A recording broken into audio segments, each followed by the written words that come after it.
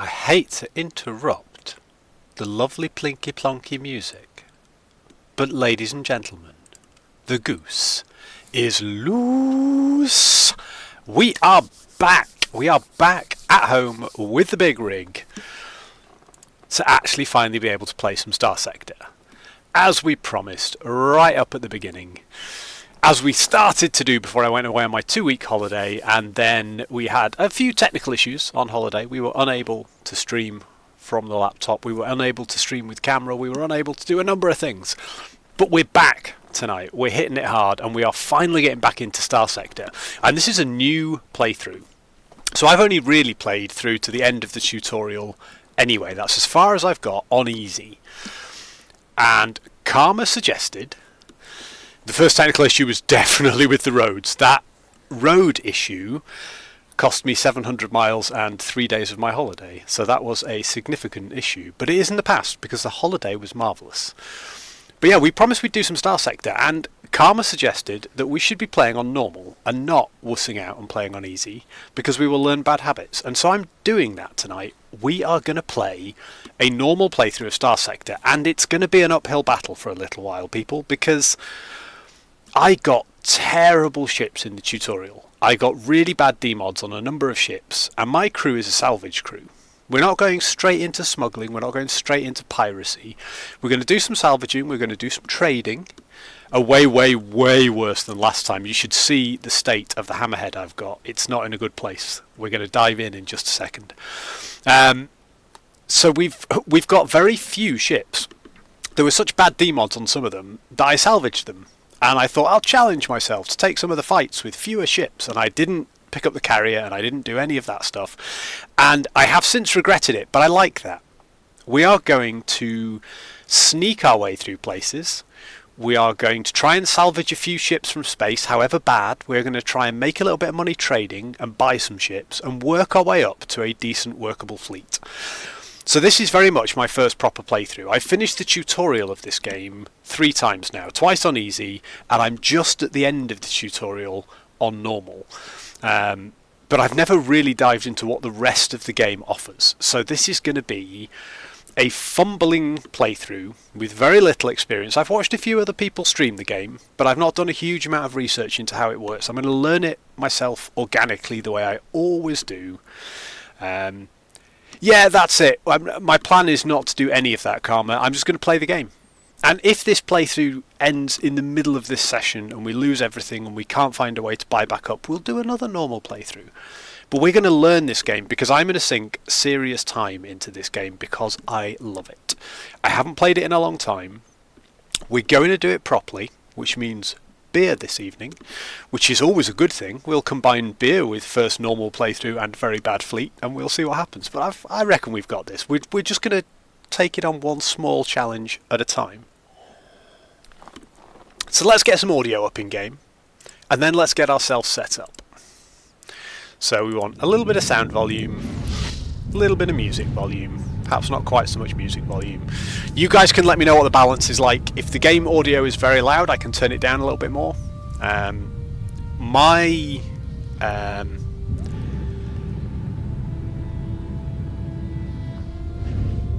Oh yeah, what I mean is I'm not setting out with my golden plan to become a pirate. I'm not ruling anything out. I'm going to try whatever the game might throw at me. But last time I was like, right, we're going to be smugglers and pirates because that would be cool. But I had no idea how you do those things, and I found them quite difficult.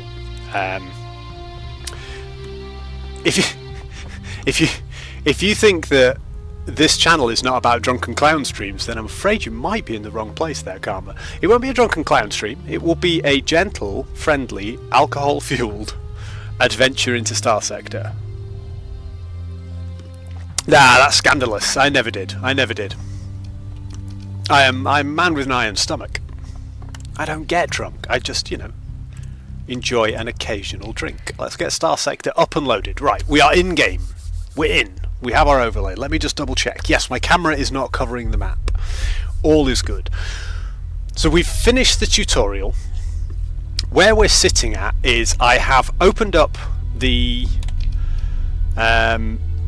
jump point within whatever the starting system is. Where are we now? We're in Galatia, aren't we? Yeah, so I've opened up the Galatia jump point, and we are now to go to Corvus and deliver our report. And I have not forgotten that if we go to Aztlan, we can get cool stuff from the guy who promised us cool stuff. So we're going to go and do this.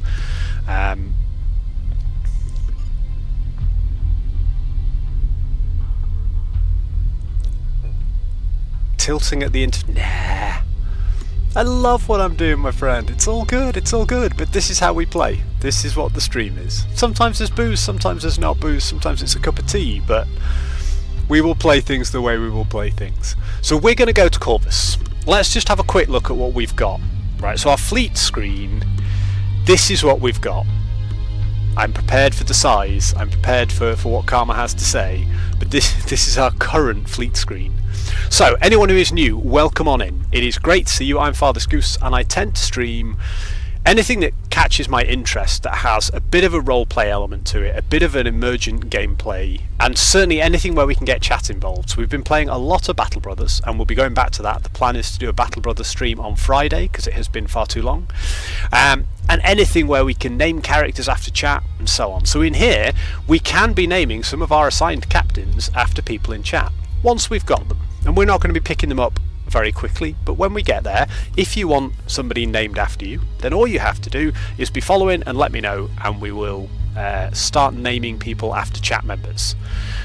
Yeah, this is terrible. This is absolutely horrific. So we've essentially got a ship for moving people.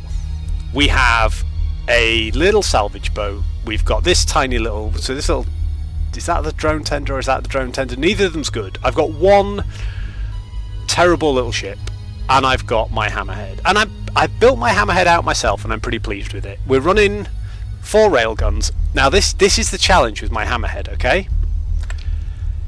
We're not going to refit in space, but I need to show you. So it came with degraded engines on a ship that is already insanely slow and not manoeuvrable and needs to be able to back out of combat. So that's a bad thing. It came with degraded shields, so even the shield tanking is not great. Hey, Tinmas, buddy, get on in. It is great to see you, my friend. It is great to see you here on the stream. We are going to play some Starsector tonight. We are fighting an uphill battle. I'm playing on the toughest difficulty, which is to say normal difficulty, but I have been playing it on easy before now, and we have almost no ships. I'm going to have to spend the start of the evening running away from stuff. Dragon, welcome on in, buddy. Great to see you as always. Told you I'd be back. I'll give you your money's worth tonight. I'm already scaring Karma because I got a beer in hand and he's a bit worried it's going to get out of control. And it may get a little bit out of control because we're back. This is the rebirth of the channel after the little holiday hiatus. So we're going to have some fun, but I am going to have to be very careful. I'm going to have to sneak my way around for a little bit. I'm going to have to try and salvage a few things, make a bit of money. We're gonna slow burn, but Beetlejuice Goose, I like it. Sold. Yep. Followers get to name stuff. We don't currently have any captains, but I will absolutely take that. Let me just make sure I actually spell this right, because my typing skills are terrible at the best of times. So Beetlejuice Goose. That is our Wayfarer ship. So that's our combat freighter. We've also got our drone tender, which is, these are packed out to a relative point. We've got a kite, which I've been using to sort of keep me alive. So what I've done, because of the degraded engines and the lack of manoeuvrability, which is a sore point for a hammerhead, especially with me piloting it. So when I'm flying this, I am not great, and I tend to get myself overextended and stuck in situations where I get hammered, which is not good in a hammerhead. I've given it some auxiliary thrusters as a hull mod to try and compensate a little bit for the degraded engines, and that's a bit of a bad position to be in. So let's just have a quick look at our character, right? We've had 2 skill points, and we have spent them both. So I spent the first on salvaging. So early doors, we cleared the jump point. We haven't jumped through yet, but we have cleared the jump point. So my fleet is between Ankyra Station and the jump point.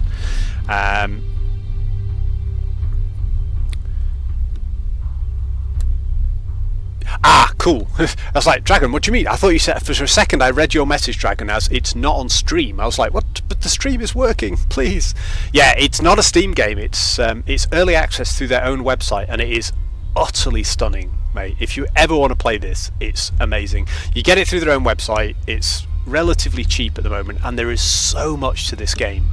So I spent my 2 early skill points. We took salvaging so that we get better resources from salvaging. We lose fewer people in our salvage operations if stuff goes wrong. And I took sensors, so our detected range is lower and our sensor range is slightly higher. No. I did not fight the fleets guarding the jump point, Karma. Because of my sensors ability, I went dark and I got in there and I reactivated the jump point without having to fight them. My plan is to get over to Corvus, and there's often a ship or two to find in Corvus, and we're going to try and salvage a couple of ships, salvage a few areas, and then build up slowly. So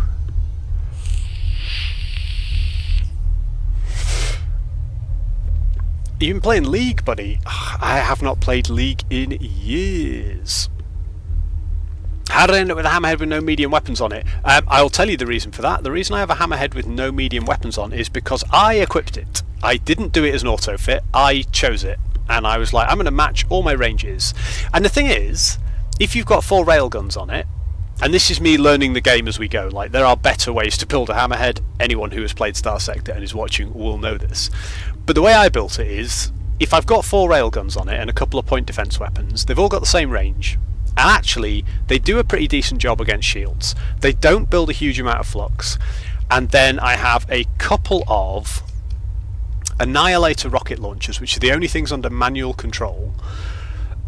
And I just don't touch those until things overheat, need to vent, and then you spam the Annihilators and you crush their armour.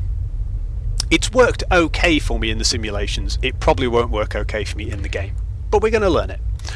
So what we're doing now, we've got plenty of fuel. We're going to try and fly over to Corvus. So we need to go to Jangala Station in the Corvus system.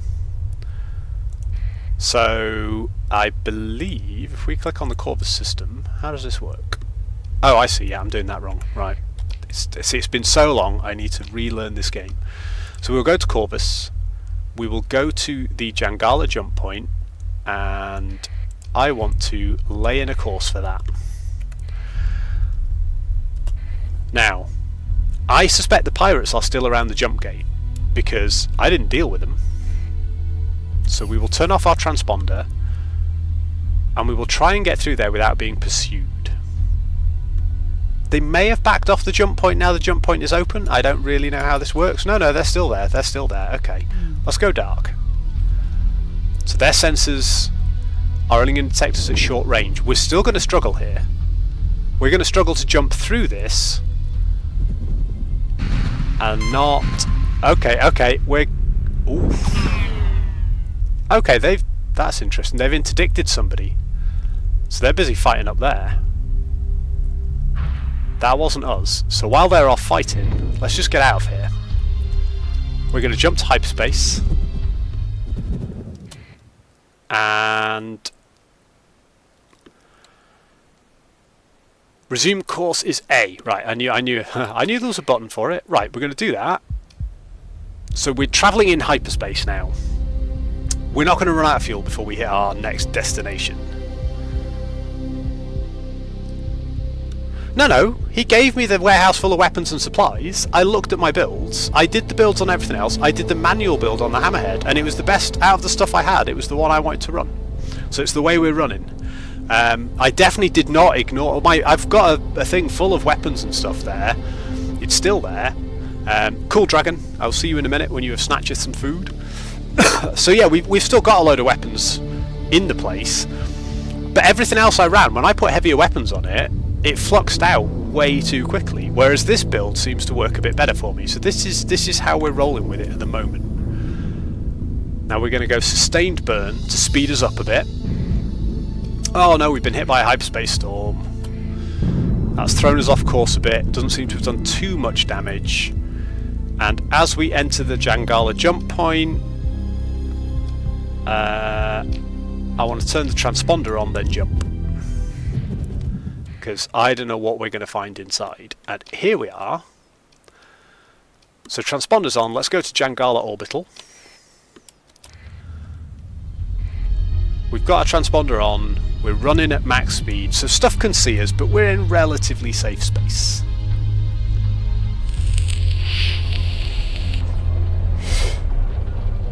No, it wasn't that they were the only weapons with a range of 700, it was that I like the flux per damage that you get on railguns, and having 4 of them means that everything I've got is at 700, so everything's working at the same range.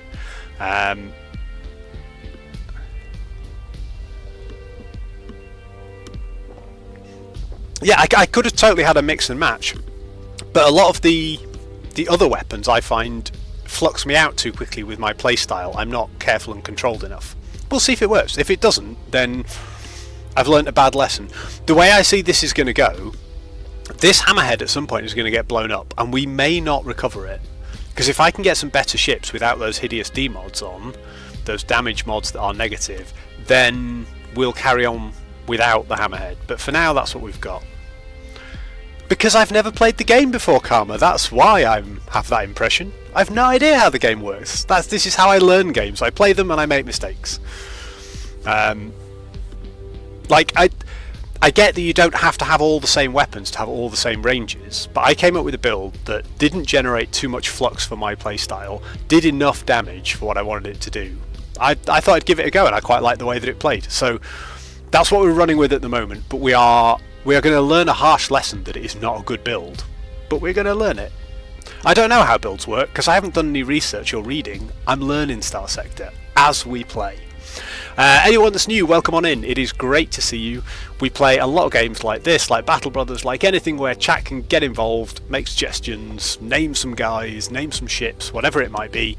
If you're following and you want to name a ship, you can do. When we get some new captains, you're welcome to name some captains. We'll be doing some Battle Brothers on Friday, where you can name some of our Battle Brothers in our peasant army and see if they survive or if they get murdered. But for now, we are deep into the roleplay elements of this vast and sandboxy space game, which I absolutely love. You can't figure out how I fluxed out a hammerhead with starter weapons and needed to downgrade. Yeah, I mean, I'm going to blow up, dude. It's not that the weapons flux out the hammerhead, it's that my playstyle was fluxing out the hammerhead. I came up with a build that worked for me. So our fleet approaches Jangala Station. Formed of vast tiered structures, the first ancient fueling hangars and repair gantries are hidden amongst corroded industrial hangars that lie in the shadow of a huge ring of laboratories and associated support systems. Higher still, commercial concourses, metroplex districts, and many winged shipyards are all watched over by a command and control spire, bristling with communications arrays and weapon pods. Your fleet transmits identification codes via the transponder, and you're soon granted docking clearance. We're not going to do that every time we approach a station, but Jangala's new. It's our first time jumping to a new system. Right, we need to open the comm directory and chat to some boys. So, Riley Klein, the station commander, has something for us. Your connection request is accepted after a slight delay. Yes, and you are? Ah, you have a report for me. Let's just take a look. Galatia's back on the map. That's excellent news. Says here you've had quite a hand in it too. That won't be forgotten. What do I do now? So we've got a few options now. There's bounties active in this system. We could visit the dockside bars to find some opportunities, generally some underhanded illegal type stuff. We can do that, Tin Mass. This is the genius of this game. We could, if we wanted, attack the station. We will die. But we could, if we wanted, militarily try and take over the station and blow it out of space if we had a big enough fleet. And we can get a big enough fleet. It's amazing. There's sort of no limit to this game other than your own skill. And the ship piloting, you can do it as a tactical game. You can tell your ships what to do and then watch the stuff unfold. Or you can take control of your flagship yourself and fly it, which is more challenging but more fun. So I've been doing that. and it will blow up, and it will blow up often. We can try our hand at salvaging. Now we're definitely going to be doing that because we have skills in salvaging, and we can hope that we can do it without taking too much damage. So we load up on some fuel, machinery and supplies, all of which we have, head to the outer systems, and if we pick up a mission first, then someone's usually offering good money. Or we could take a commission with the hegemony. So we have a reputation with the hegemony, we are favourable with them because we've done some of our tutorial missions with them, but I am not jumping on board with the hegemony just yet. So the first thing for me is to have a quick look at where we stand. What have we got in here? Okay, so this is the legitimate marketplace in Jangala. There's also the black market. I have no suspicion level at the moment, but the more I shop on the black market, the higher my suspicion level.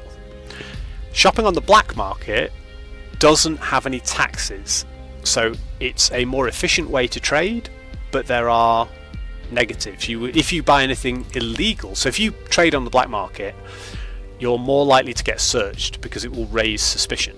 And if you're carrying things that are illegal in that system, so things like harvested organs and recreational drugs may or may not be illegal in that system depending on who controls it, then you can get into all sorts of trouble. I don't know how the game works out. If you do a lot of black market trading and raise your suspicion high, but you're not buying illegal things off the black market, if they look at your cargo hold and find nothing bad in there, I don't know if they're like, no, that's cool, or if they find something that's legit, like heavy machinery or supplies, but it came from the black market, if it's still flagged as a naughty thing to be doing. Now the one thing we can see from here, right, organics, they've got over 9,000 units of organics, which means they've definitely got a stockpile. So they've got an excess of 4,500 units, which we can buy at a lower price of only 14 credits per unit. Yes, thank you, Karma. I knew it was somewhere.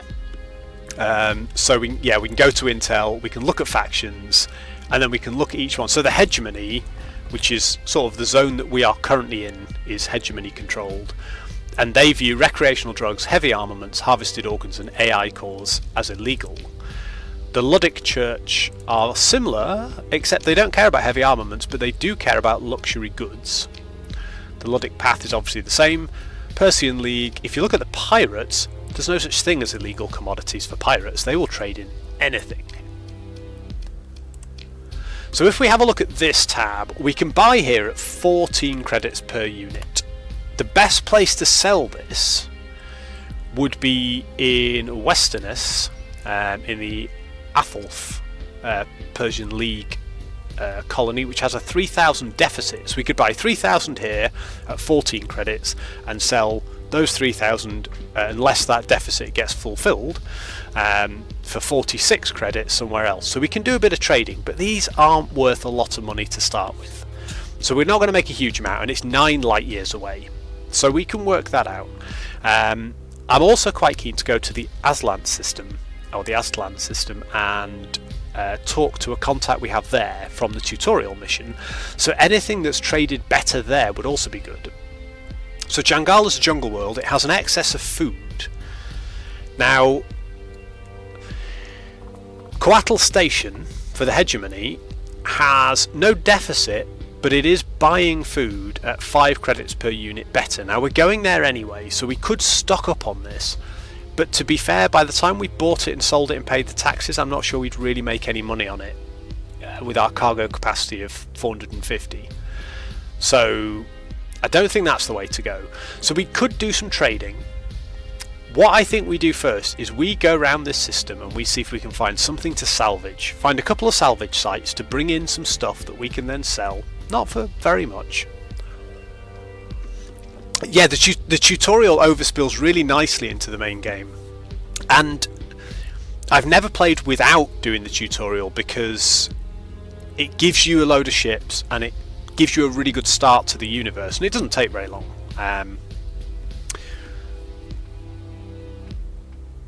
Right, thank you, Karma. That's really, really useful. So yeah, the sale price needs to be twice the buy price before it's, you know, it's minimal difference when you're paying the taxes.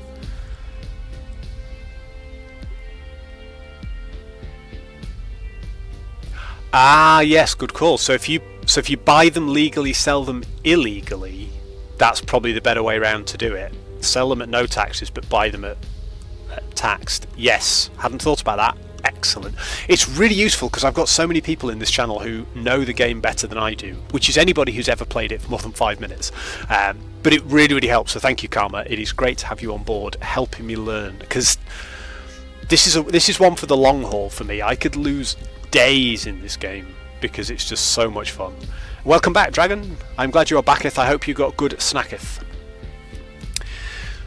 So what we're going to do, we've got a couple of things we can do, right? We can open the comms directory and we can talk to some people. So we've got some officers available for hire. We're not going to be able to pay their rates, and we're not that interested.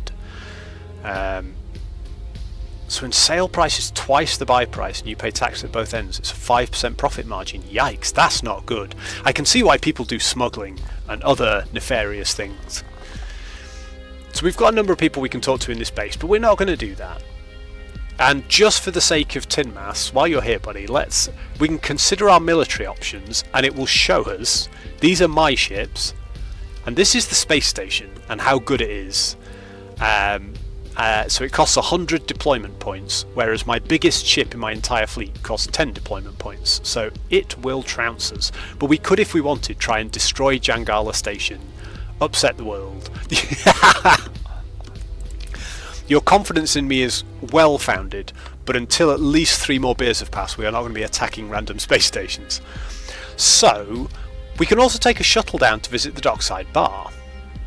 So the concourse is in chaos. A crowd of protesters in Luddic greens has formed a human barrier across the main entrance. Surrounding them are angry spacers, officers and crew alike, waiting to enter the commercial promenade or return to their ships. A small contingent of local Munisec holds the shouting crowds apart, barely. You recognise the hegemony quartermaster, Anna Kazan, speaking orders over a small comms unit. She notices you and nods over to you. Luddic's protesting the planet-side burns, she explains. Get these every other week due to the pilgrims. They consider it a sort of rite of passage. She one-arm shrugs to suggest she doesn't find the matter worth getting too upset over, then speaks another string of tactical jargon into her comms. Right, so the pilgrims, the Luddics, the Luddic Church is people who've rejected technology, I believe, and they are following the Luddic path and suggesting that we should all revert to type and ignore technology. So we're gonna deal with this.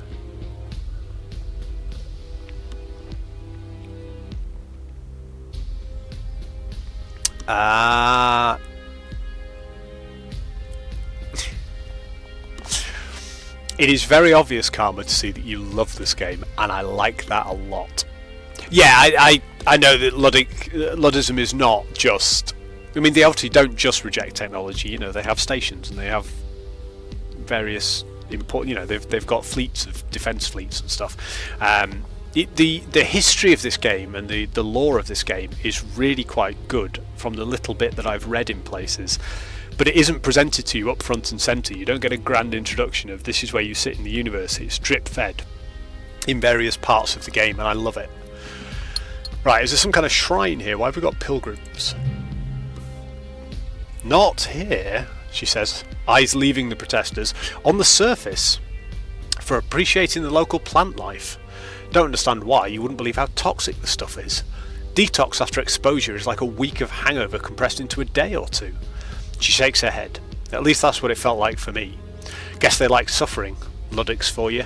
Top brass says we've got to humour 'em. Politics, right? A burst of coded garble comes through the comms and the quartermaster gives a short response. Gendarmerie will be here soon if you want to stay for the show, she says. So, there is a Luddic shrine on Jangala which we've learnt of and we have not yet visited, which is interesting. I think we'll wait for the authorities to clear the protests. We're not going to join in. We're trying to keep ourselves neutral here so that we can survive in this harsh universe.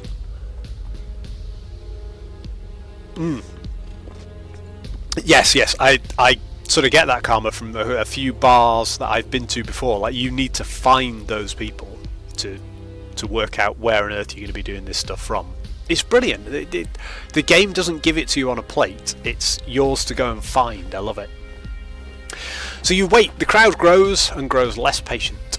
A minority jeers and shouts, a few spacers start throwing trash, the Luddites perform their chant prayer, calling for an end to the orbital burns, arms locked. From fights breaking out, it's clear that there is much support for the Luddic cause outside the overt protesters. It feels near a boiling point. Oh, Cardjack, man! Thank you so much for the resub, I hugely appreciate that. I think that will boost our little ongoing sub goal as well. It's great to see you, buddy, and I love the fact that you've subbed back up. I really appreciate that. Really means a lot to me. All the subs, all the follows mean a huge amount. Nobody needs to be subbed to enjoy the channel. I appreciate people being, following if they want characters named after them and stuff, but nobody needs to pay to enjoy the channel. But if you're feeling generous and you want to show a bit of love, it means a huge amount to me, because I'm trying to grow a community here. Since I started streaming a few months ago, I've absolutely fallen in love with playing games with people. I tend to talk. Those of you who know me know this. And if I'm talking bollocks, I might as well be talking bollocks to a group of people who are either vaguely interested or entertained by it. So it's great to have you guys on board. It's also why we play about 10 minutes of games during an evening, because we get distracted. So we're just in the middle of a riot, Cardjack, and it feels like it's near a boiling point when heads start to turn and you feel a dark regiment of lightly armoured troopers deploying from columns in a wedge. Security drones hum overhead and tactical lasers and ID cams flicker. A steady advance breaks the protest line apart. Shock prods rise and fall to silent shouts and screams. It's difficult to see through the pacification gas. Love the idea of pacification gas, we need to trade that. But you can make out drones deploying restraint foam on struggling forms.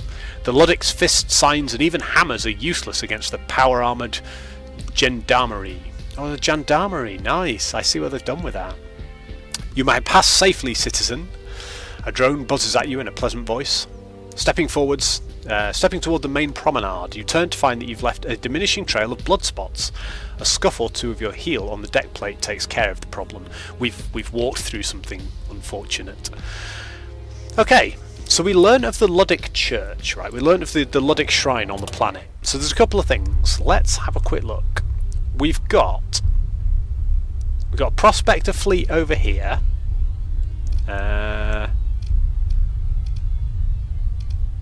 What we could do is we could ping in the system, right, and we could try and find ourselves some wrecks. So we've got a stellar shade over here. Used to deflect solar energy. Stellar shades are a common terraforming tool, and the art of these was brought to apogee by the Eridani Utopia Terraforming Corporation during the golden age of the domain's expansion phase. So somewhere in the system we might have a ship, or we might have some a bit of a field of debris we can start salvaging, and we might also find some ships. So it could be useful for us to do a little bit of a flyby of the system. We've got plenty of supplies at the moment, so we can afford to do that. And we could also have a quick look at there's the temple on Jandala, isn't there? Which I think is probably worth us having a quick look at now. So if we went to Jangala itself, we could open a shuttle, take a shuttle to visit the Luddic Shrine. So rather than the orbital station we were at a minute ago, yeah, I mean, feel free to hint away, Karma. As I always do, and as I do when Trainar is sort of giving me suggestions, I always fly my own path, but I love any information that will help me make sensible decisions, or vaguely sensible decisions. I can't promise to suggest that I can't promise that I will follow the hints, but I do appreciate them, so yes, please feel free to make them.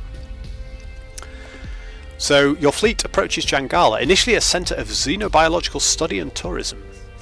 Exploitation followed discovery, and millions of square kilometres were raised, then covered by plantations tended by massive robotic harvesters. But it's no paradise for humans, requiring biofilter masks and a decontamination process for surface visits. The riotous native jungle must be held back to this day by periodic orbital burns from Jangala Station. Your fleet transmits identification codes via the transponder, and you're soon granted docking clearance. Excellent. So we're granted docking clearance for the Right, let's visit the Luddic Shrine. This is where Karma's hint is: don't click on visit the Luddic Shrine. But I am nothing if not impulsive. The verdant continent of Jangala sprawl beneath you, crowded by a huge weather system churning lethargic and magisterial. Searing lines of orbital burn lasers flick out from Jangala Station, invisible until they cut slashes of plasma through the thick atmosphere. Burn glow competes with rampaging electrical storms to illuminate the mountain cloud formations from below. We will continue. The hum of your shuttle changes pitch as it hits the edge of the true atmosphere, passing quickly into cloud cover. Beyond the viewplane's human eye, visibility is reduced to nearly zero, as the shuttle fires retros for landing, dipping well below the speed of sound by the demand of both nav regs and good manners. Your viewport begins to collect marching droplets of moisture. The droplets have an odd ochre coloration, and the clouds above a sickly green tinge. You've heard of this effect. Fine-grained spore analogues in the atmosphere.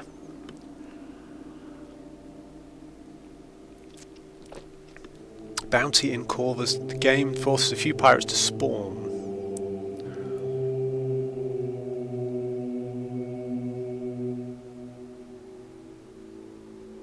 Okay.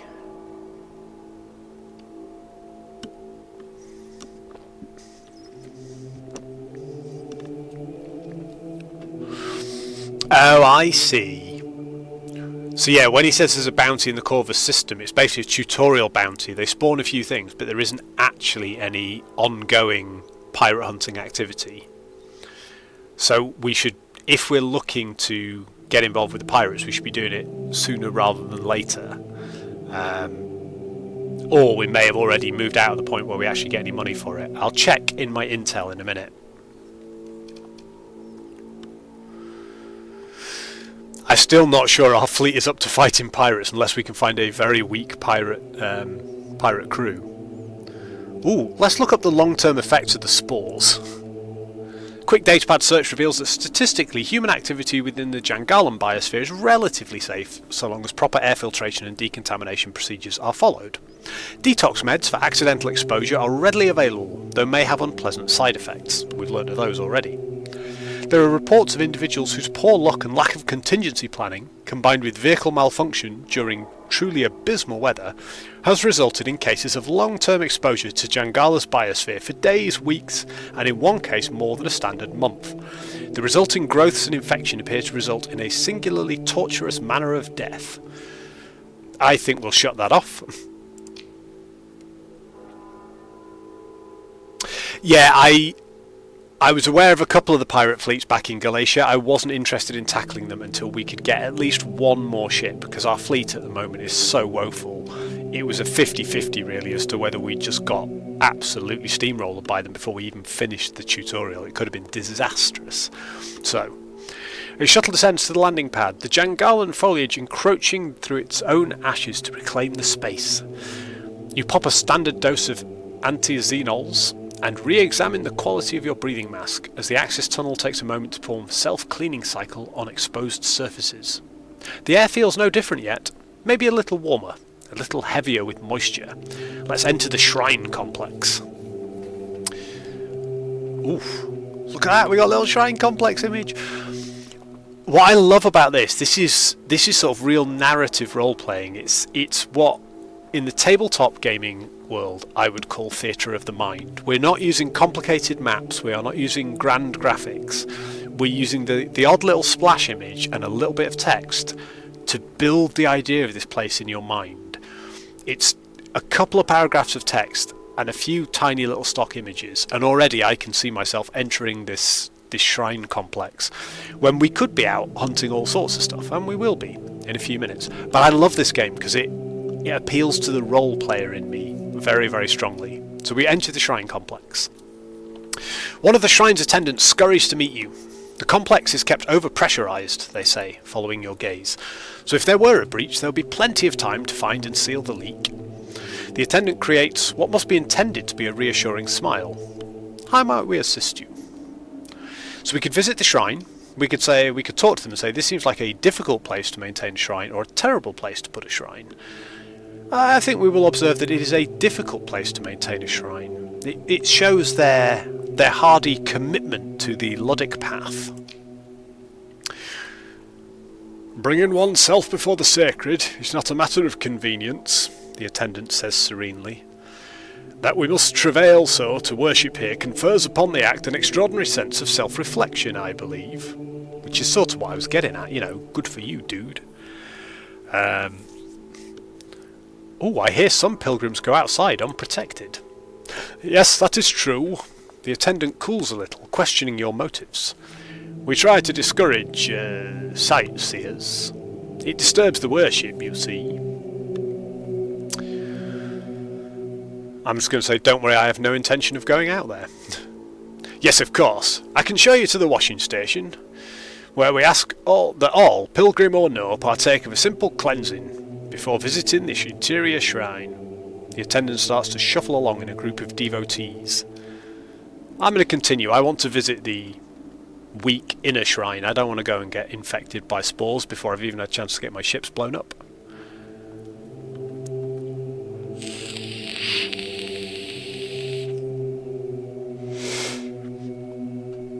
Yeah, I know we're not going to find whole fleets of random ships in space that we can spend story points on. Although I have previously found an abandoned salvageable ship in this system when I played the tutorial before. That might just be because it was on easy mode. So we'll... It's one of the reasons I took the sensor boost skill, so that we can be a bit sneaky. Although I did that before I realised our fleet was going to be quite so woeful. You are led past heavy curtains. The murmur of pilgrims is muted and all artificial lights shut out. Your eyes adjust to the shrine chamber, taking in rows of silhouetted pilgrims kneeling before polished panes of diamond matrix, illuminated by the sickly yellow-green cloud cover from without. Beyond the windows you see overgrown human figures, a statue garden. The forms blister with growths, crawling with tendrils, sprouting with the futile, fruiting bodies of alien life. One moves not the wind, but another pilgrim. Exposed and outdoors. There's a comma in there somewhere. There are people out there, you realise with a start, wearing only light robes, easily overtaken by the overgrowth. Quite possibly, Karma. Hey! At their feet, more forms come into focus, covered by a quilt of mosses and mycelium, or whatever alien equivalent, which obscures the feet of the statues. Bones. Or are they fallen branches and overgrown rocks? The final wish for some terminally devoted fanatics, or your imagination set loose? The green churns not quite imperceptibly in the course of the minute you watch, all-consuming, ferociously regenerative, a cycle of life that could be born of Earth or an alien world. So we have visited the Luddic Shrine on Jangala. Let's go back to the reception hall. Okay. Ooh, we make our way past pilgrims queuing for the charity cafeteria, regrouping before or after visiting the shrine and otherwise stowing their humble possessions. You notice a young novice watching you. As you accidentally meet their eyes, their smile widens, target acquired. They approach, keen on proselytizing a spacer captain. These enthusiastic missionaries are a common enough affliction of space docks, and you are not unprepared. As they first draw breath to speak, you seize the initiative and say... I'm not going to say I'm a strong supporter of AI rights, nor that I've felt myself drawn down the path. I'm just going to say thank you, but I'm already familiar with your religion. Your polite rebuff only kindles their pious urge to engage. So you've already heard the good news, the novice says eagerly. Blessed are you in the eyes of Lud, already and truly. Do you count yourself among the faithful, or has a sense of spiritual longing brought you to this shrine? I'm going to say I was simply curious about the shrine. Wonderful! Blessed already are those whose spirit of reason calls them to the church. This is everything they could have hoped for, everything they've been training for. You're given an earful and more about sin, forgiveness, redemption, and the spiritual salve of a simple life. Lots about walking a path and stories about how all sorts of people were impressed with things Lud said and did. The novice winds down and notices your endurance flagging and says, May I pray with you for a safe journey through the holy vacuum? I'm going to politely pretend to join him in prayer. You politely hold your hands together and mumble something prayer-like, taking a moment to appreciate the poetry of the quoted scripture despite the naive delivery. When the prayer finishes, you notice beams of a bright smile behind you. The novice beams a bright smile at you. Behind them, you notice that the shrine's curate Sacraria, the priest of highest authority here, has been watching your exchange from a candlelit alcove.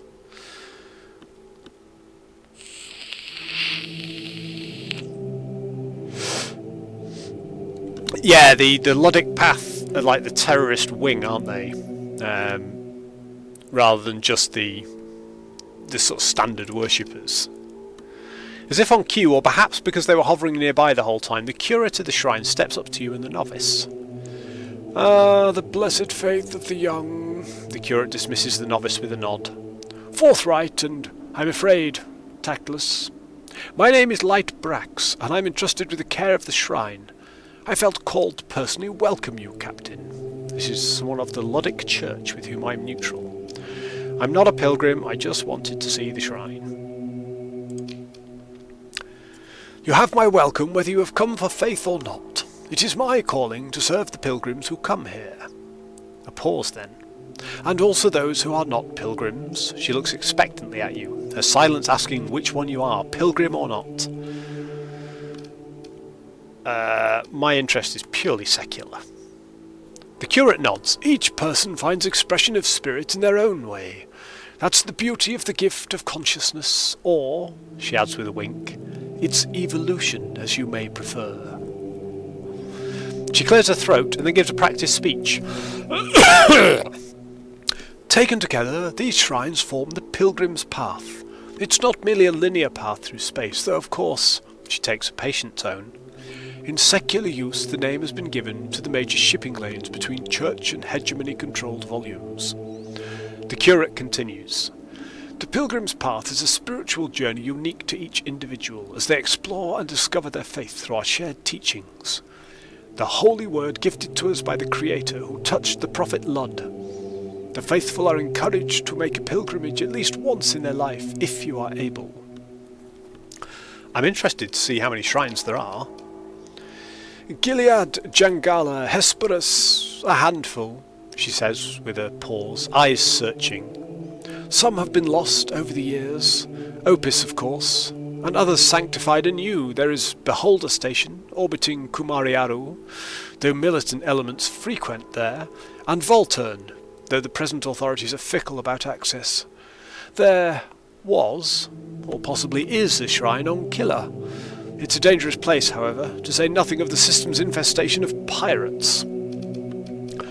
One could make a few credits transporting pilgrims between shrines. Or I could say it would be charitable to transport pilgrims between shrines. The curate smiles at your words. "Yes, to do so would be a praiseworthy service. Here, Captain, let me upload to you the coordinates of all known shrines of the Pilgrim's Path." She fumbles with a battered off-brand datapad, clearly uncomfortable with its use. I'm going to show her how to do it. After a moment, you point out the correct sequence of commands for transferring the nav data, and we've now got nav data for Ludic shrines on Beholder Station, Hesperus, Gilead, Killa and Volturn.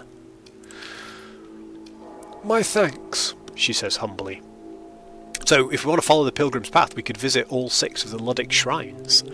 This is ace. I never saw this before. I'm going to say my goodbyes and leave. I gained 12,000 experience and 5 story points. Amazing.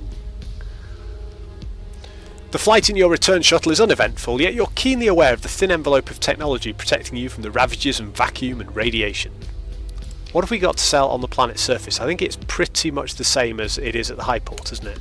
I'm using standard terms here that we would get from Traveller. So they've got an excess of food. So what we could do is we could buy ourselves a few units of food, because I think we go to Coatl Station next and we talk to the guy.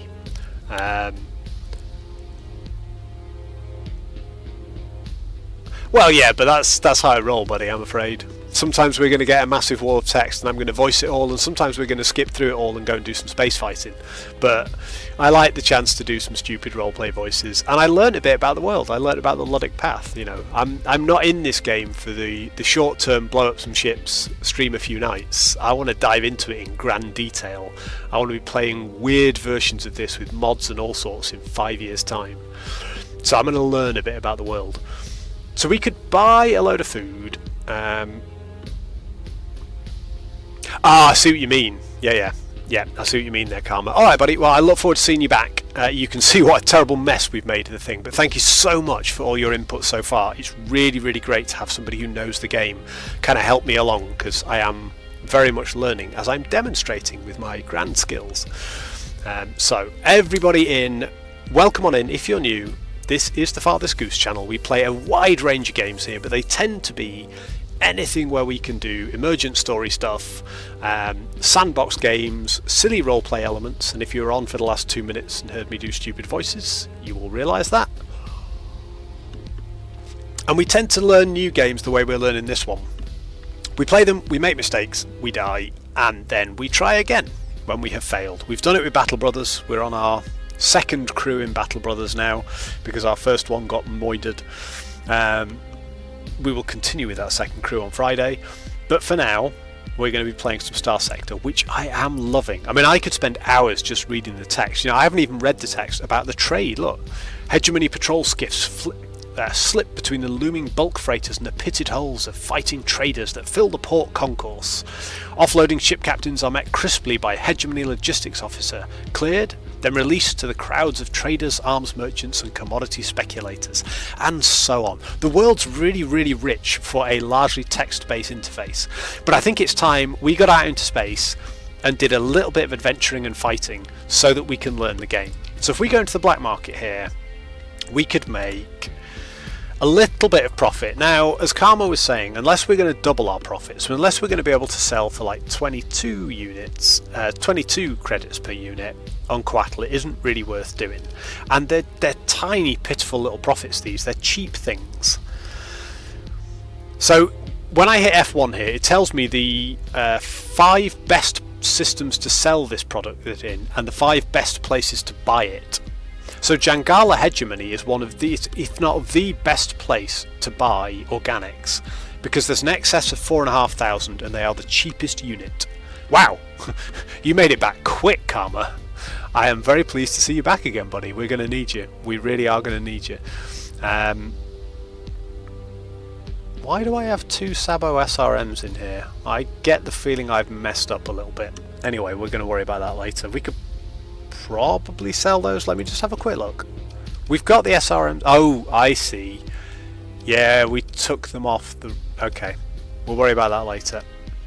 Right, so we're not going to do any trading, I don't think, between here and Coatl. There doesn't seem to be anything that we could trade particularly well. There's a local deficit of recreational drugs, but I don't think we are quite in our fleet quite up to smuggling recreational drugs into Jangala, a world that considers them illegal. So we're not going to worry about that. Now, we've got enough supplies. Would we have enough fuel to get to Corvus? So we can go from... So we're in Corvus, we're going to Aztlan. Requires 18 fuel. We've got plenty. So actually, if we go to the map, if we go to the galaxy map, I believe we can do fuel range, and it tells us this inner bubble is the range at which we can, with our current fuel, we can get there and get back to our current system. And this is the range we've got for a one-way trip. So we can easily make Aztlan.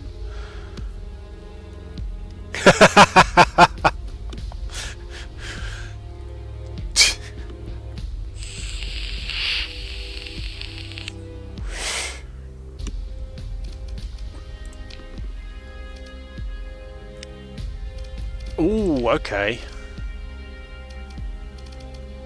Ah, my brain, my poor brain. I see. So the infrastructure on the planet has an impact on what is available. So there's lots of organics available because it's a What's making the organics? Like the farming is making the food. We're getting a load of food. Mainly because of the farm colony size and the farming. We're getting mining is giving us the organics. Plentiful organics on the base and an administrator. We're also getting a lot of marines. Marines are not overproduced. Maybe they are. We've got one bubble of overproduced marines. If we go back here,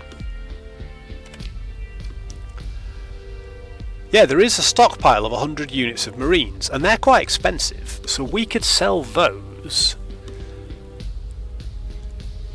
Actually, at Arcadia, that's not quite enough. So Epiphany to the Ludic Path, they've got a deficit of 200 in the Al-Jabbar system, 4.9 light years away, and they will buy them for over twice what we would buy them for here if we bought Marines here and traded them there. And this is the second cheapest supply of Marines pretty much anywhere. There really is, man. This game, for all that it's very simple on the surface, has such depth that I absolutely love it. I really, really do. However, Aztlan, whatever you want to say, is not appearing on that list straight away. And the cheaper stuff, you've got to trade in volume to make the cheap stuff worth it. You really, really do. 100 per unit on supplies is pretty good. It's cheaper than it was in Galatia. But it's even cheaper if we go to Chico Moztok. They've got an excess of 750. So we're going to fly straight to Aztlan. We're going to chat to the guy. We just got a load of story points, which is very useful because we need to use story points to get him on board with us. Story points are things that we can use for a number of reasons. We can use them for getting out of jail free. So if we get engaged by a fleet, we can spend a story point to sort of disengage forcibly and get away. We can also, we may have ad breaks here, so anyone who's got ads won't be able to hear me, but I apologise. Anyone who doesn't, we're going to roll on. But we can use story points to upgrade some of our ship modules. We can use them to do a number of interesting things, including getting this guy on side with us. So we're going to go to Aztlan, and there we might just try and buy some cheap supplies and trade them. We can more than double our money if we then went to Chalcedon on the Ludic Path, where they have a deficit of 250 and they're buying them at the moment at 161. We could make money on that. Not quite 100 per unit, but there's some money to be made. So let us have a look at the map and say Aztlan, that is the inner system jump point. We want to go to Coatl, so we're better going to the outer system jump point. Lay in a course. We're going to do some flying now, boys, and we're going to hope to holy hell that we can stay alive doing it. We've got an active sensor burst from these prospectors. We're going to keep an eye out for... Oh, wow, we got our monthly income. That's quite nice. So we'll order a jump to hyperspace and we'll turn off our transponder at this point so that we have a smaller detection radius. We can't be found by as many people. Now, we could get absolutely mugged in space. That could be pirates. We don't know what that is. It's scavengers. We're okay. We don't know what any of these contacts are if they're not broadcasting their signal. And that could lead us to some real problems. So we're going to jump to the outer system jump point. We're going to turn on the transponder before we jump, because I don't want to immediately get arrested when we turn up quite close to a hegemony station. So we're going to go to Coatl Station. Now, I think the guys at Coatl, at Tinmas, I jumped on this game because I saw somebody else stream it and was like, oh, it looks interesting.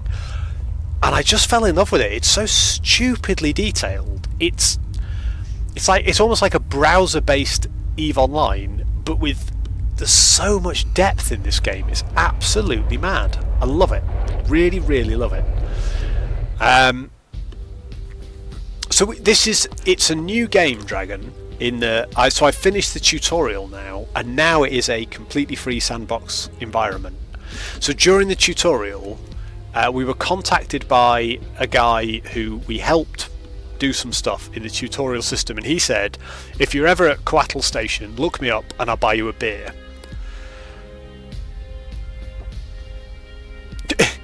Karma's nailed it. That's what it is. And I am going to show you this, Tin Mass, because it's one of my favourite bits of the game. The way you can build your fleet however you want, and your fleet can be huge. It could be hundreds of ships. Ooh, I have not heard of the Last Federation, but I will immediately be googling that when I log off. Thank you, Cardjack. So when we get into combat, the combat is both tactical, interesting, you've got ship control, you've got fleet control, and the way you build your fleet and your ships makes a big difference. It's so cool. Ah, Dragon, did you pick this up then? Did you already have Starsector, or have I talked you into playing Starsector? Because I don't know, I'm not going to take any grand credit for it, but you'll at least be able to play better than I will and tell me of your successes while I'm still busy failing with my salvage crew. Haha! Well, there you go, Starsector devs. If you wish to sponsor my stream, which is highly professional, I have already got you one sale immediately. I was going to say, you should pick it up, Tim Mass, and then everyone should message the devs and say, this guy's the best Starsector streamer because he's so bad at it that we all want to play to be better than him. So we approach Coatl Bastion, and we're going to open the comms directory. I'm not going to do the full read through each time, or we'll never do anything. But we were talking to... Oh no, we have to go down to the bar to find this guy, don't we? I remember now. We're going to take a shuttle down to the dockside bar. And here we go. From the bar, a hegemony lieutenant gives a friendly wave and calls out something about the incident in the Galatia system. So we're going to go and talk to the lieutenant calling out about Galatia. And here he is. It's Caliban Sin-Ki. You start to introduce yourself, but before you can get 2 words out, the lieutenant interrupts. Captain Bo Goose McCoy, of course, how could I forget? What an operation! He rolls his eyes in mock exasperation. I'm Caliban Sin-Ki. I was on the Galatia Academy station, arresting the irresponsible parties. He lets out a laugh. While you cleared up the mess those eggs had made at the jump point. Thank you, Karma. I mean, I do like that. If I was playing this off stream, I would spend... there wouldn't be a word I didn't read. So it is worth knowing that it has game influence as well, because I like to sort of immerse people in the game and bring in the roleplay aspects, but I also get that we've been streaming for 1 hour and 8 minutes and we've done no ship combat yet. We've just been to planets and done stuff. Now that's really exciting for me, but I want to balance it for people watching the stream. No, I didn't forget to talk to Caliban on this run. I talked to him. He's buying me a pint because, as he said, he was on the station academy whilst we cleaned up the mess they made of the jump points. He buys you a pint and a couple more and relives the memories. Well, I'm he says. Calichor, that's the name. Was the boss of the academy who approved that mad science experiment. Almost doomed everyone in the system, can you believe it? Yeah, it's been in development for a long time, but I would say the state of the game at the moment, they're not calling it a 1.0, but the state of the game at the moment that I have played, it's got more in it now than I will probably ever play. There's so much to this game. It's just a perfect place. Yeah, I think what I did here, Karma, is I didn't go to the neutral station to talk to him before I first went to Jangala station, but I went and spoke to him between Jangala and finding the AI core memory thing. I did it on the way out. So he's still... I'm going to say, you're right, totally irresponsible. He goes silent for a moment, looking at me, then he bursts out laughing and slaps my back. Hey, I like you, Bo Goose McCroy. I like that he doesn't just call me Goose, he calls me by my full name. If you ever find yourself back around Coatl, look me up. The Navy contracts out some odd jobs. You never know what might come up. He suppresses a belch and stands. Duty calls, then he stumbles towards the lavatory. So we can look around the bar. We have a shady woman who bothers disinterested starship captains with an off-brand data pad. And A woman is monitoring a news feed, haranguing an officer in a local Navy patrol uniform about the increased pirate raids. So we can talk to the woman haranguing the official, or we can find out what the shady woman with the off-brand datapad is bothering people about. Let's do that. As you approach, the woman leaves her current prospect mid-pitch, shifting her attention to you. You there, Captain. Yes. You know an honest face when you see one. And she gives a crooked smile. Just look here. She shoves the flickering display of the datapad into your hands. A cargo manifest, consisting mostly of low-grade construction materials stored in a warehouse in a completely different system. She leans in and speaks quietly, motioning as if explaining the datapad's contents. You help me move 31 units of harvested organs to Jangala, and I pay you 35,000 credits. No need to involve the authorities, no inspection, no tariffs. Easy money. So we can accommodate those units of organs. The challenge is, I don't think even with a small fleet, I don't think we're going to be able to get under the radar into Jangala Station. I can't see it happening, because the patrols are huge. If we turn off our transponder anywhere near Jangala Station, they're going to come and ask us why we did that. And if they do, they're going to search the cargo holds and find harvested organs. My stealth is not good enough yet. We are not going to be doing this, because I have tried this in a previous playthrough, and if you go dark, which is turning off your transponder, there are so many patrols around official stations that they just find you and go, why isn't your transponder on? And you go, I'm really sorry, and you turn it on, and they threaten to fine you, and then they search your cargo hold and go, you little prick, and try and kill you. So you have to be very careful. So we're going to decline that. I do want to talk to the woman haranguing the official about increased pirate raids and see what she's doing. Most of the shady bar shenanigans seem to be just that. They tend to be little under-the-table illegal jobs. So we'll see how well this goes. You catch the attention of a woman so angered by pirate activity, a notable figure in inter-system commerce, a simple citizen, she explains, who is disappointed by the lack of decisive action. Oh, I see. Makes one think these patrols are more interested in tariff enforcement than fighting pirates. You nod and put on an appearance of shared concern as the rant winds down, the woman's attention fully focused on you now. The patrol officer gives you a thankful look and, taking their drink, scurries towards the quiet end of the bar. You're a starship captain, yes? I'll tell you what I've been thinking, Alat Oberon says, sitting you down.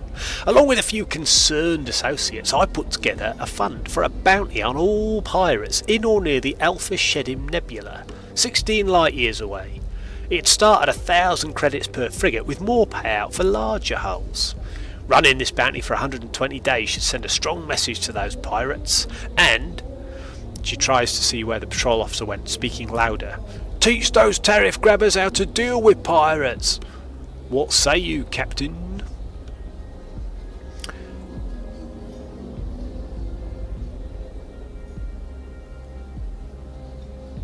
Ah, that's really useful, Carmel. Which mod is that? Is that just called the balance mod, or does it have a specific name? Because I tried to do some smuggling early doors and found it almost impossible. Even going dark and hiding in asteroid belts, I was getting grabbed every time for not having my my transponder off. And that was with a small fleet. You know, with a decent fleet that can hold enough stuff to smuggle, it's just nigh on impossible. That's great. I'm not going to do your pirate thing right now, but I'm pleased with ourselves. If we open the com directory now, we have Caliban Scene Key available as a contact now. Oh wow, cool. Oh, I do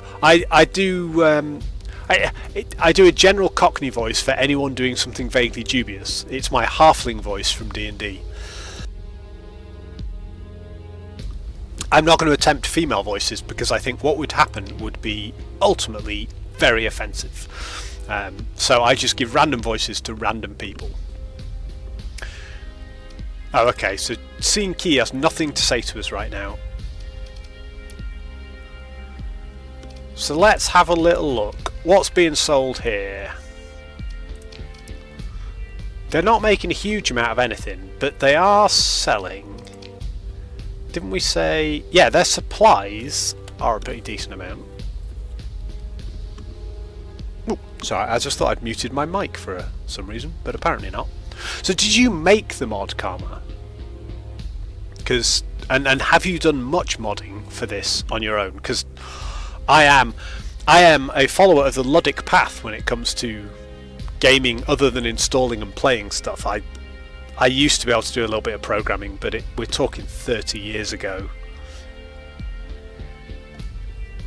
I remember I moved from Basic to C++ when it became a thing and was like, it's too complicated.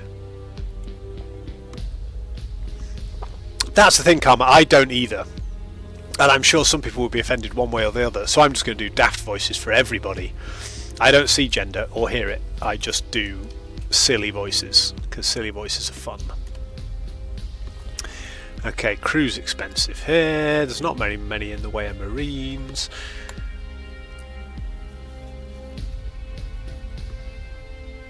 Ah, yeah, this was right, we were going to go to Chikomostok in this system and pick up a whole load of supplies dirt cheap, and we could sell some of them on, or we could just keep them because supplies are really, really useful.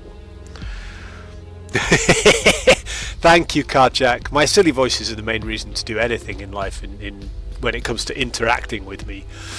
I offer little else of value to people I know. Right, let us have a look. So Chikomostok is down here. We're going to go down here. We're flying with our transponder on, and we're flying in sustained burn, so we move faster, but because of that our sensor profile is doubled for having our transponder on and doubled again for doing a sustained burn, so it's up at 1448. If we wanted to smuggle, we could move slower, and I'm now moving slowly to get through the asteroid belt without bumping into stuff. We could turn our transponder off and move slower, and it would reduce our sensor ping, and that would reduce the radius of other fleets' sensors to detect us, which is really cool. Right, let us fly through here. We're coming into this station, and in the same system this station is selling supplies. Look at it, they've got a huge extra stockpile. So if we were to buy these to sell them, the best place to sell them would be the Ludic Path place, which is now 9 light years away. I am tempted to buy a buttload of those. We've also got a stockpile of heavy machinery here, which is very, very useful for us. The profit on those isn't as big. There's a lot of luxury goods with a chunk of profit in Valhalla, which is not far away. So we could do a bit of trading here. Right. I'm going to put a poll up in chat.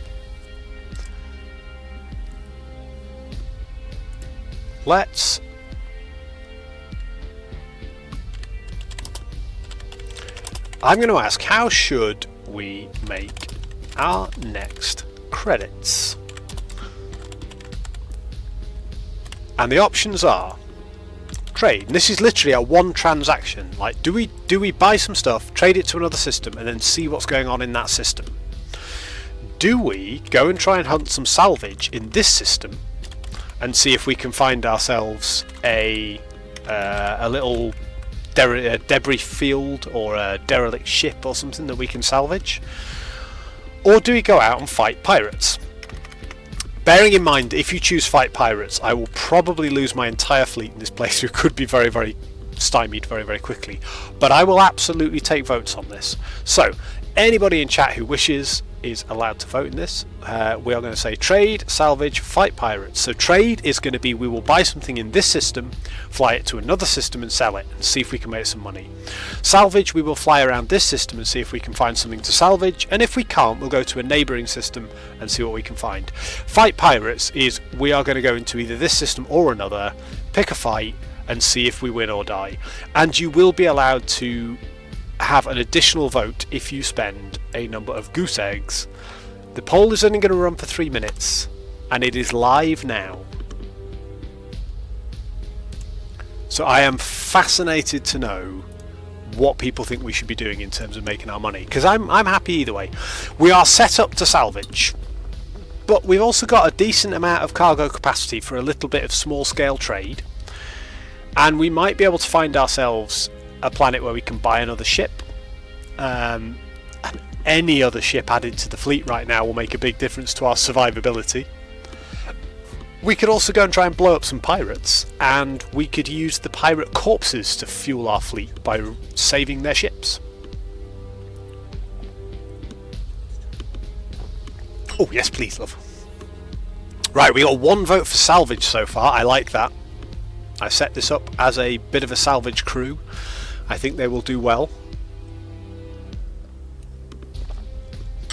I think we could do with 1 more decent sized ship before we do huge profit trading, because we haven't quite got the cargo capacity to trade in big enough numbers to make big enough money.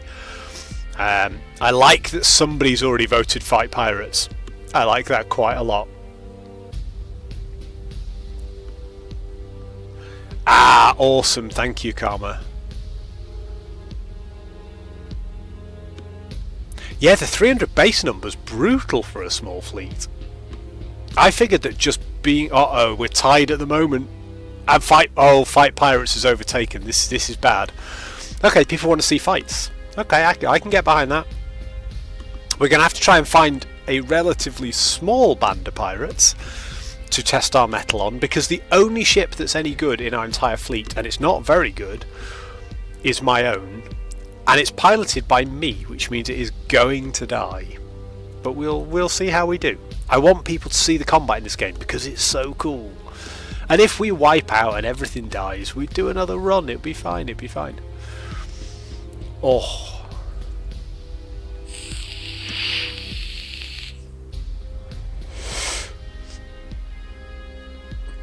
I actually, Karma, think that's a really, really good suggestion. Just visit systems, talk to people, see what's out there. Well, we'll do a bit of that, and we'll mix it with some action.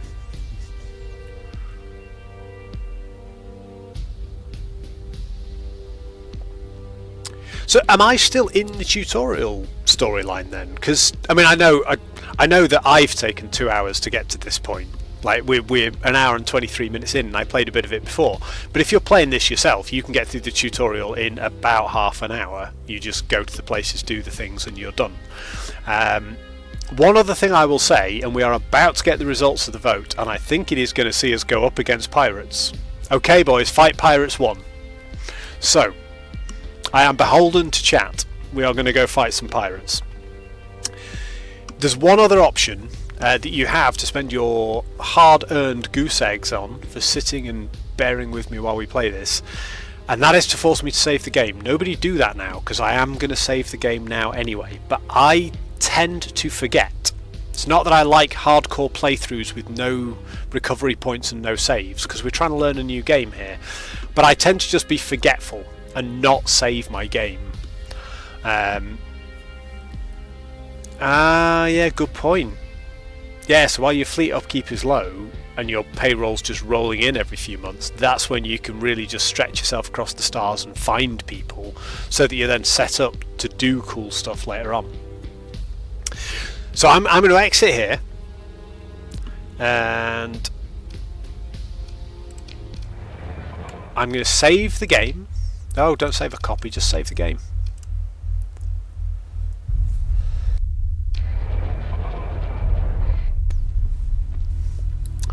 Right, let's have a quick look at our intel screen. So we've got bounties, we've got missions. So there are some personal bounties on here, like individual pirates with their fleet that need to be killed, and you get a chunky reward if you kill them. But there are also system bounties. So the Hegemony has a system bounty in Corvus, which is still active at the moment, right?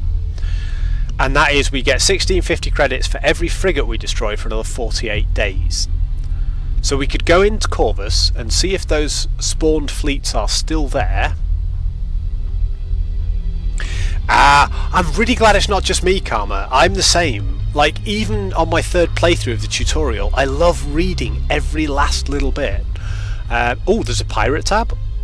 Everybody loves a pirate tab. What am I looking at? Missions, exploration, gates, hostilities. Oh yeah, pirates. So is that's a mission for the pirates, right? Oh no, the bounty faction is for Tritachyon. Oh, we've got hostilities between different factions too. This is so cool. So what we could do, we could go back to Corvus. We got plenty of fuel to jump back into Corvus, and we could try a fight with a pirate crew and hopefully find a bit of a weak one. Excuse me. Maybe find a fleet that's already been destroyed and that we can salvage a ship or two from, because it's part of the sort of tutorial spawned fleets. So the exec decision is done. So let's go Corvus. Oh, thank you very much, love. Excellent top quality stream wifing. Bonus beer is on its way in. We are not in any way influenced by booze at this stage. We're all good. We're going to make sensible decisions. One of our sensible decisions is we are going to jump into the Jangala system. Now look, up here, in this sort of northeast region of the of the Corvus star system, we've got a debris field. There's also one out here and one out here, so we can do both. We can fly around here and salvage a few of these debris fields whilst we look for pirates. So let's lay in a course for the Jangala jump point, which is well within our jump range. We're going to start being proactive here, folks. Oh, okay. So the path of the pirates influences where you'll find pirate bounties. Ah, I see. Right, we're going to jump to hyperspace. We're going to turn off our transponder, and we are going to fly the route.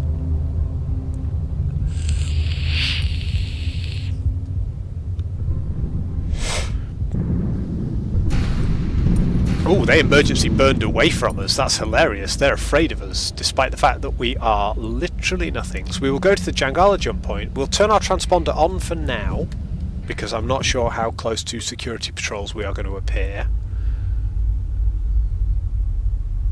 Yeah, no. We're not jumping again. That's not the point. Right, let's go to... I want to go to this debris field first. Oh god, we got one all the way up here as well. And then there's the outer system, the fringe jump point. Okay. Right, so we're going to lay in a waypoint for this place.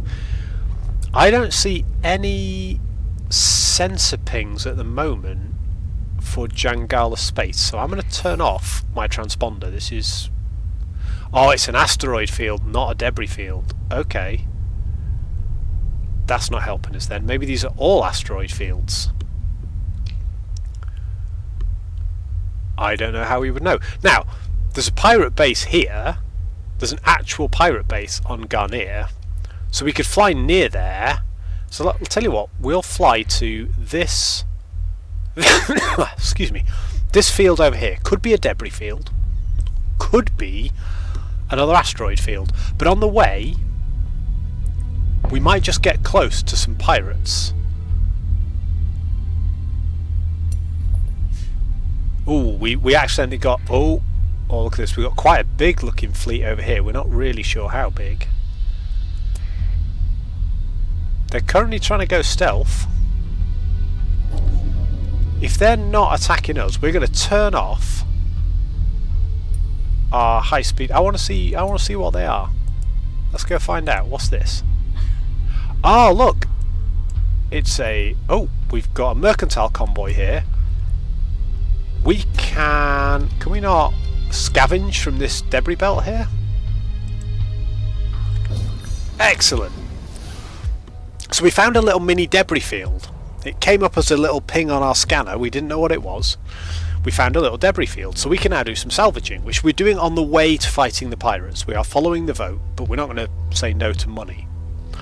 So we assume a stable orbit. Now, it's unlikely we're going to find anything much of value. That's based on our skills and what's in the debris field.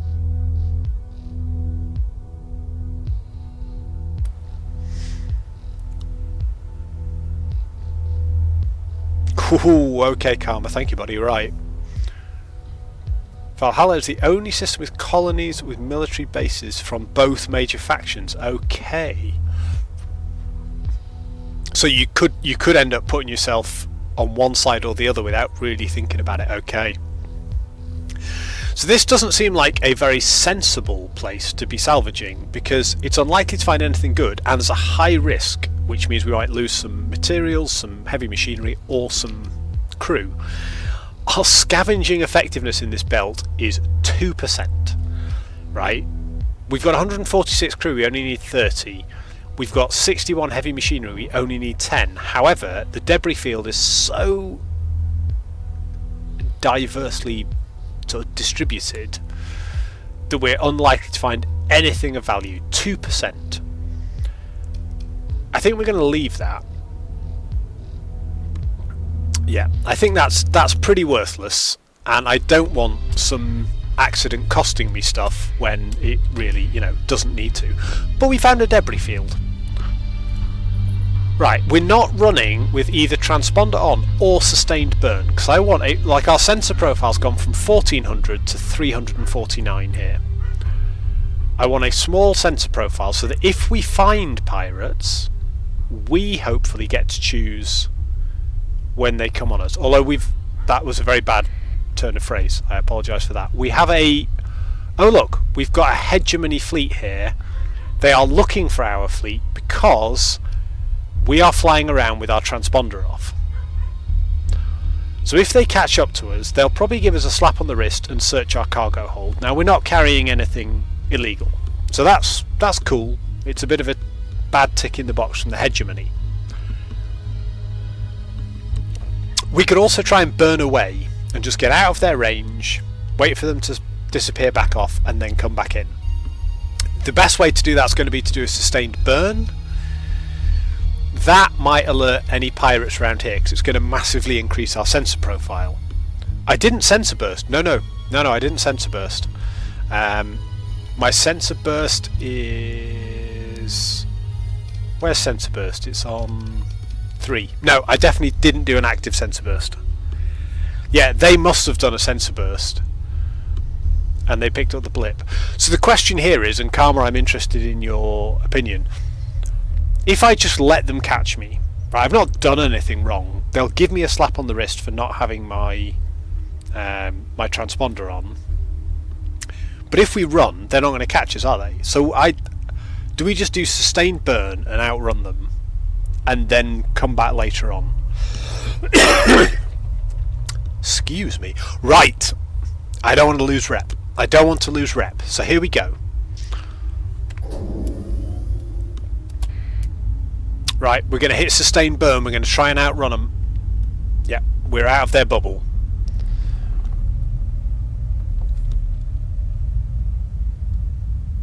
So there you go. That's our first potential entanglement with the authorities. We're okay though. We're okay. Right.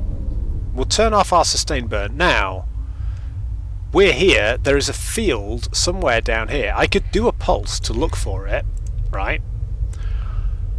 But if I did that, I'm likely to make some people start looking at me. Ah, okay. Ooh, right. I found what it was. It was another asteroid field, and I just got smashed into by an asteroid, so I need to be moving slower through here. So these all appear to be asteroid fields, and presumably because they're appearing on scan, they are all asteroid fields. So let's go towards Garnier. If we look at this, that is size 3 pirate station. We're going to head slowly towards Garnier, and we're going to see if we can tempt a small pirate fleet to come fight us. This is really stupid. We're going to die, but I gave chat the vote, so we're good. It's not on me, it's on you. You chose your entertainment for this evening. Now, one thing that we could do actually is we could go dark, we could hide in the asteroid belt, and that'll get us straight through for the Garnier extraction depot. So we've now docked at a pirate station. Not only do the pirates not care that we tried to dock without our transponder on, they probably wouldn't have let us dock if we had our transponder on. Your fleet approaches Garnier extraction depot. Here there are no laws, but an unwritten code of bravado and posturing maintains a tense peace, or more accurately, a ceasefire, so deals can be made. Information traded and spoils sold. Independent miners who work the moons of Barad gather here to sell their hauls, trade tall tales and otherwise unwind. Your fleet goes into orbit around Garnier. The local port authority seems to take no issue with your explanation for why your transponder regrettably cannot be turned on. So we could go and talk to some pirates. Like there's a boss, a quartermaster and a port boss. We could go straight to the dockside bar. We can go immediately to the black market. So we've got the open market here.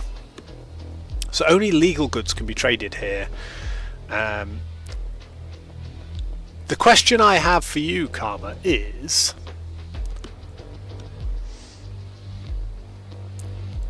right, so health is a technical term. So let's have a look at fleet, right? This is our fleet.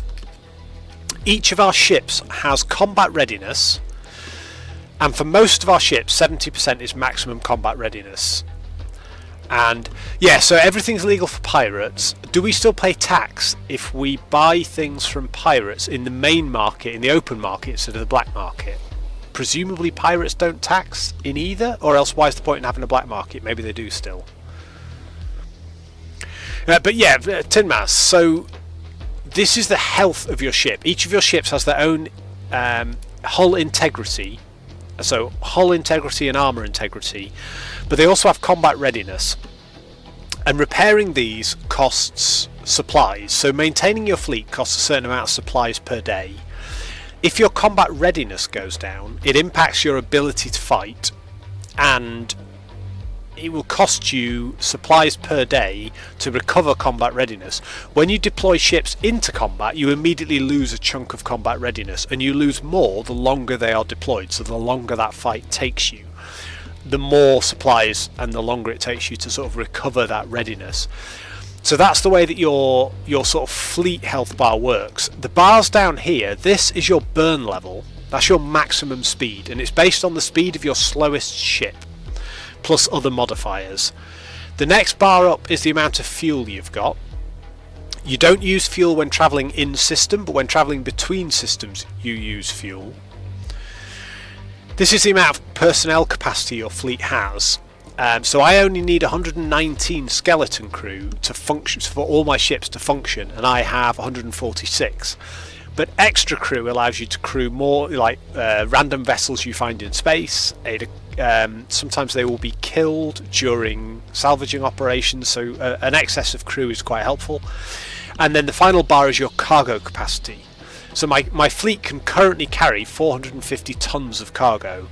It's carrying 217, and that is mostly heavy machinery that I'm using for salvaging operations, my crew, my supplies, which is what's keeping me going, and my fuel. So there's a number of things the game keeps track of. Oh my god, this game is so awesome. No, that's cool, mate. I hope that helped. And it's good that I can explain anything in this game that I know about. You can also have, so you've got crew here. You can also buy marines. Marines do not crew your ships, but you can use them for ground operations. So for example, in another game I broke somebody out of a pirate prison by deploying 70 marines onto the pirate planet and smashing them out of prison. Some of my marines died in the attempt, but we got the guy out. It was awesome fun, and we'll be doing some of that in future. Right, Karma, yeah, so if you're buying on the open market, there's always taxes, even for pirate factions.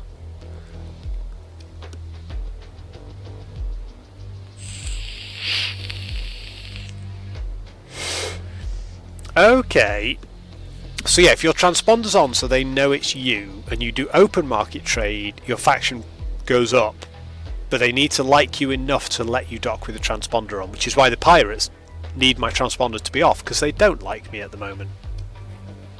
Makes sense. So the black market here's got a number of items, the open market's got a few. So volatiles, well, there's not much profit in those from here. There's not much profit in a lot of these. That's very expensive, I think, for recreational drugs. Yes, it is. Okay, but we docked at a pirate station. That's kind of cool. So we could go to the dockside bar and see what pirates offer us interesting missions. So we have a woman in an expensive business suit clutching a tripod with what seems like barely restrained rage. I sort of think I know what this is already.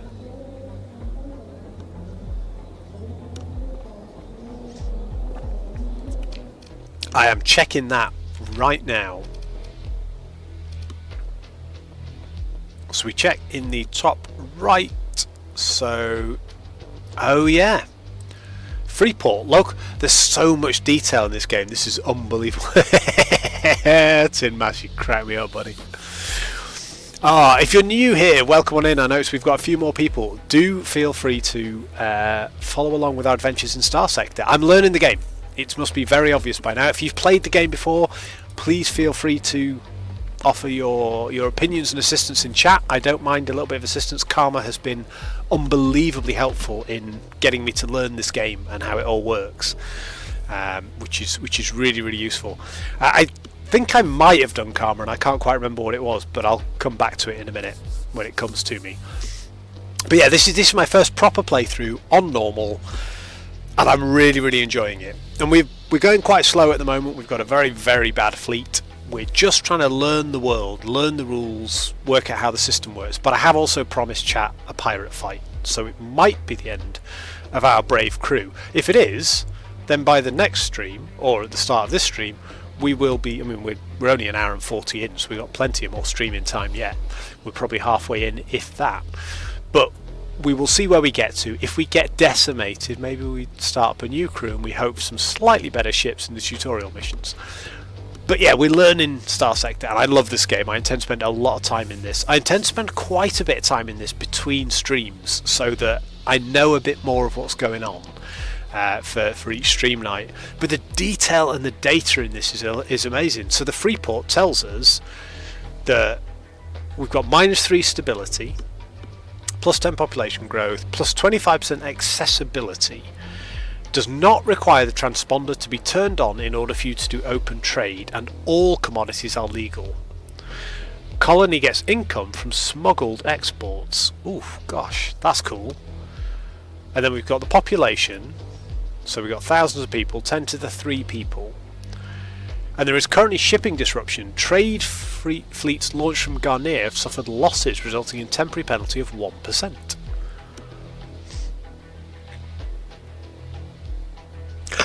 Combat rating. Yes, thank you. Yes, absolutely. So your health is... Your health is the bottom bar. So your hull integrity, your amount of armour is this bottom bar. That's your hit points. This is your ability to do stuff, and you get like negatives to... Your combat readiness is negatives to like how you perform. So for example, if we look at... We can do this. I can't remember how we do all this now. There was a thing. I think if we look at it in the refit... Yeah, if we hover over combat readiness, we're at 70%. So that means we have no penalty to speed and manoeuvrability, damage taken, or damage dealt. There's no difference to our auto-fire accuracy, and there's no risk of malfunction. But as our combat readiness drops, we develop risks of malfunctions, our accuracy drops, we will do less damage, we will take more damage, and we will be less fast and less manoeuvrable. So if you keep doing lots of combat engagements without taking supplies to sort of bring your crew back up to health and get your fleet ready for fighting again, then your combat performance will dwindle over time. That's the other sort of fighting bar. I'm going to close that window before Karma comments on my terrible setup.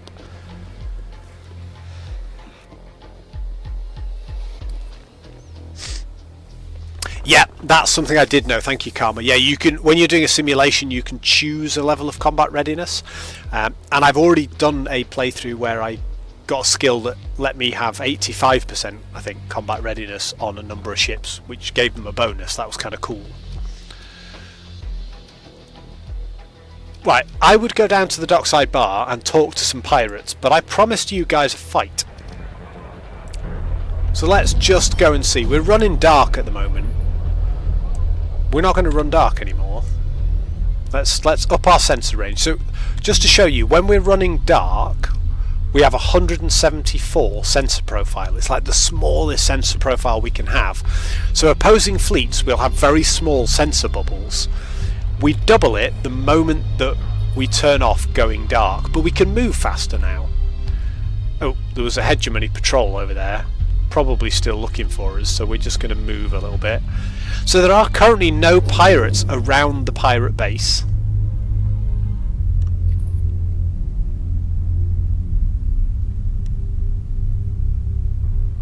I think the AI spawned pirates may have all died already. I don't want to go too close to hegemony stations with my transponder turned off, but I also want a low sensor profile. Relatively, we are sustained burning, which is upping our sensor profile. We're going to fly into... oh, it is an asteroid field. Okay, we'll turn off sustained burn. And I'll tell you what we're going to do. We are going to do a sensor pulse and see if we can detect anything. This will make us detectable for the station up here. We may have to run. So we'll do an active sensor burst. We've not seen anything in our active sensor burst. We may be too late to find any pirates. So we did have a mission to fight pirates in this system, but we also want to be slightly careful, because flying around casually is awesome fun, but if we just fly around casually, we're just using supplies for the sake of it, and they are very expensive. But luckily we have a monthly income, so let's try and stay away from their space and head towards... ooh, there's an abandoned terraforming platform. An abandoned orbital staging area for the Asheru terraforming project. Cast-off bulk carrier segments welded between a honeycomb of emptied fuel tanks once formed concourses teeming with engineers and colonists. The hangars stand empty but for a few stripped hulks. Passive energy collectors and tertiary life support modules keep the station functioning and in orbit. Barely. No one would expect to find anything of value here, except for me, brave Captain Goose. You're absolutely right, Karma, it does. Yeah, the hegemony has cleared them out. What I was hoping was we'd find like a ship that they had cleared, but I don't think we're going to be so lucky. We're going to go to the abandoned terraforming platform. Right, so we're at the abandoned terraforming platform. Like, we can interact with this random, dead hulk in space. So we can inspect the cargo storage areas. The first thing we're going to inspect is the starship docks, just in case RNG loves us. Look at that! We found a stored ship. I want to take it. It says take 2. Right, so let's... I don't even know what that is, but I think... leave... Right, so those are our ships. We don't want to leave any. We want to take this. So if we click that and then go... Cool. How do we take this? Do we have to move it to storage? No? I mean, free stuff is the best stuff. Oh! Take this ship. Thank you, Carjack. I'm getting all carried away. And you are absolutely right. So, we have a completely unfitted ISS Lightspeed, which is a... let's have a quick look. I don't know the ships in this game. It's a Hermes-class custom shuttle.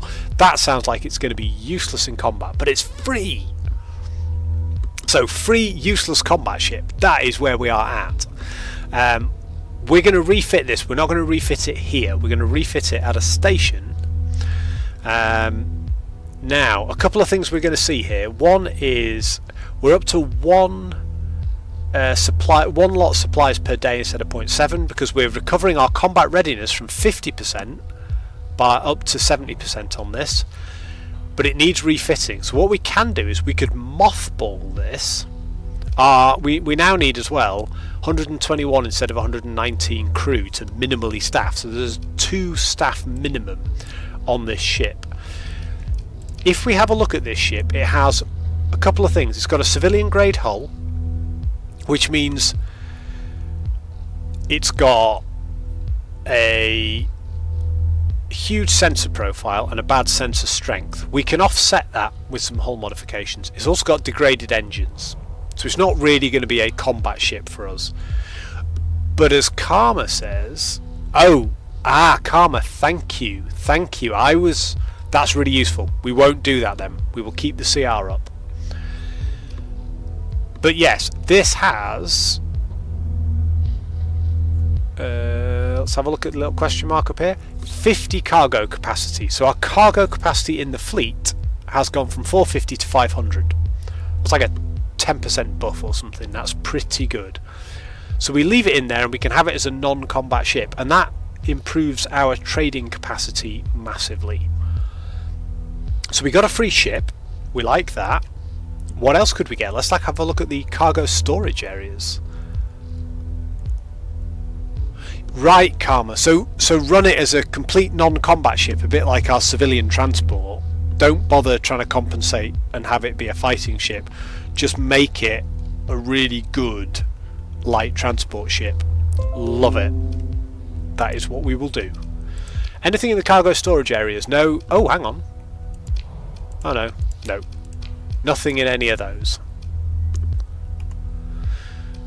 Oh, we can use the local facilities to refit our fleet though. So what we could do is we could take all the turrets off this. Because this... Oh no, these are all empty anyway. There's no turrets on it. That's fine. These are all empty turret slots. But we could choose weapons from our fleet and put them into these ballistic turret slots.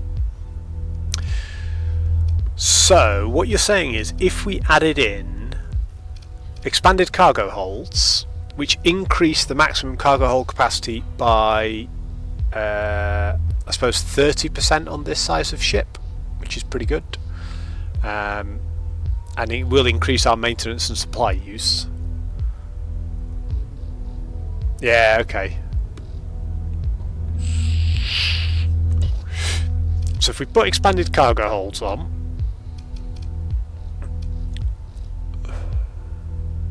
oh, I see. We can't install that here because we don't actually have a spaceport or an orbital station. We're just at an abandoned facility. Right, so we'll fly it back to somewhere and then we'll do it up. And then we'll increase the expanded cargo holds and a few other things. But we got ourselves a freebie ship. We're not going to worry about that. Excellent.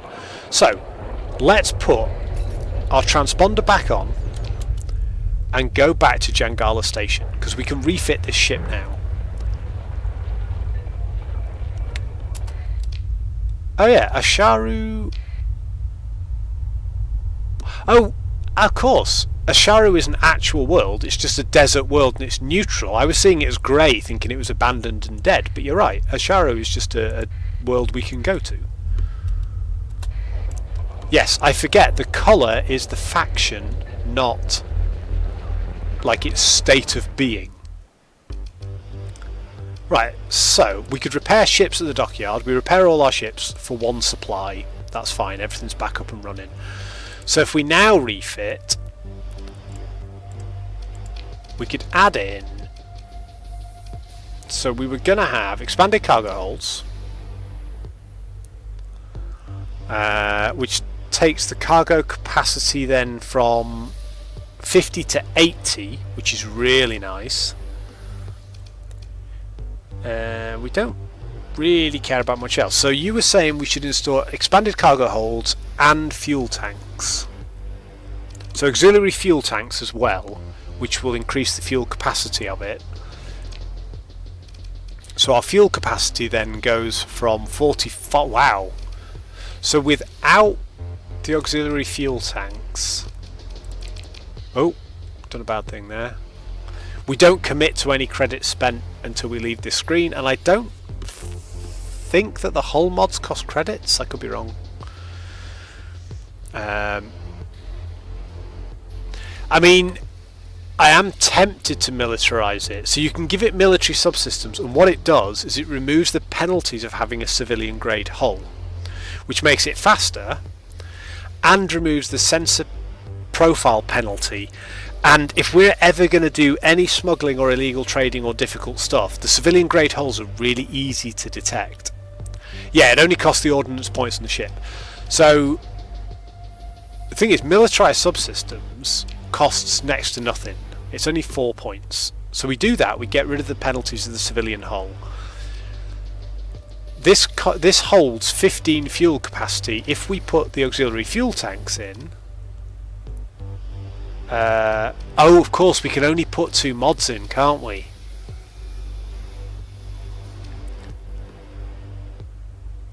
Yes, of course, you can only have the 2 mods. So the degraded engines will hurt us a bit. Oh no, that's your top speed manoeuvrability in combat. We don't care about that, it's not going to be a combat ship. Right, 2 logistics hull mods. Okay. So militarized subsystems is 1. Ah, right, so militarized subsystems and expanded cargo holds are both 1, and fuel tanks is 1 as well. So I like militarized subsystems, and I really like expanded cargo holds. Oh, you're right, we've got loads. And if we're not putting capacitors and vents and weapons on it... Okay. So unstable injector gives it top speed in combat. So if it happened to get caught in combat, it's got a chance just to leg it. And it's not costing us anything other than ordnance points. And look at that, top speed goes right up. If we take it off 106, if we put it on 128, that outdoes the degraded engines. Nice. So we're using this just as a part of the fleet. It's going to increase our fleet profile slightly, but we're using it as part of the fleet to do cool stuff.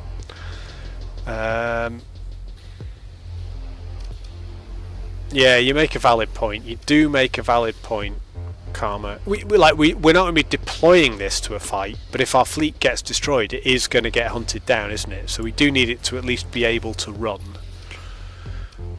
So go back. So if we shove like a point defense machine gun or something in the back.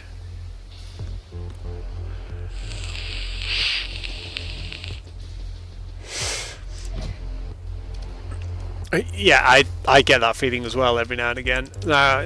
Vents I like. Oh yeah, so right, so we're up to capacity. So we've got a little bit of capacitor and a few more vents to keep our flux low. So flux we will come to, but there's so much to this game. So that'll do. I don't care about weapon groups. That's fine. So if we then go over here, you've made changes to the loadout, not just to the weapon groups. They'll be automatically assigned. There's only 1 weapon. It doesn't matter. That's fine. Right, so we've gained a chunk of additional cargo capacity in this fleet, which is nice. Let us have a look what is for sale here. A bit of food, nothing too shiny, nothing too exciting. Okay, ooh, what are these guns? Right, so we've got autocannons. They're expensive. Are they any good? 900 range, anti-shield, large ballistic. Oh, right, requires a large ballistic mount. And it takes 18 ordnance points. Those are for a big ship.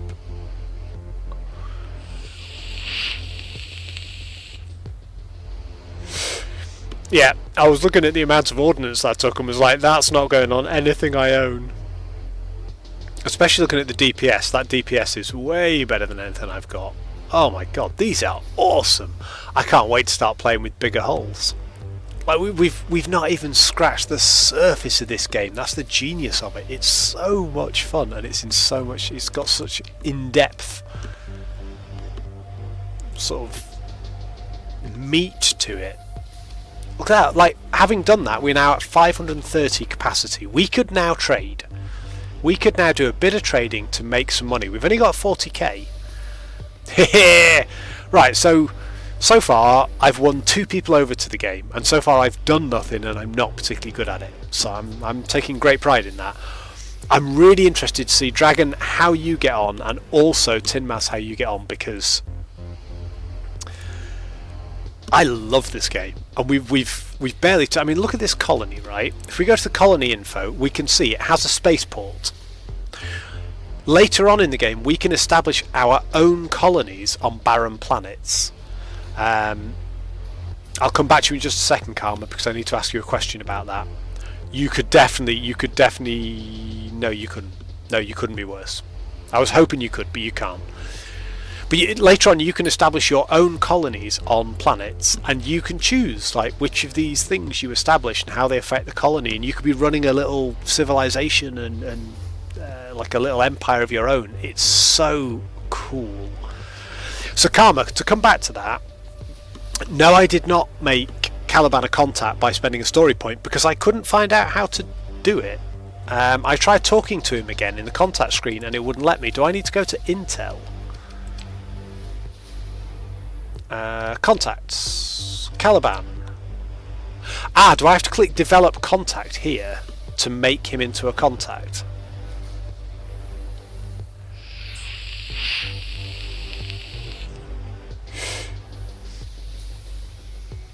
I'm assuming if I do that it'll cost me a story point. It'll take him from sort of a neutral guy to a developed contact. We can actually get work and... perfect. Thank you, Karma. So we're going to develop this contact. I want to develop a relationship with him. So we now have a relationship with Caliban. And we need to check back in with him from time to time to see if he's got anything cool for us. And in the meantime, we need to make a fleet worthy of his cool missions. Because at the moment, we can transport and trade some stuff, and I'm happy with that. I could be a space trader. But the world is a dangerous place. And I don't know that we're going to survive without a little bit of meat behind ourselves. So, let's have a quick look here. What have we got?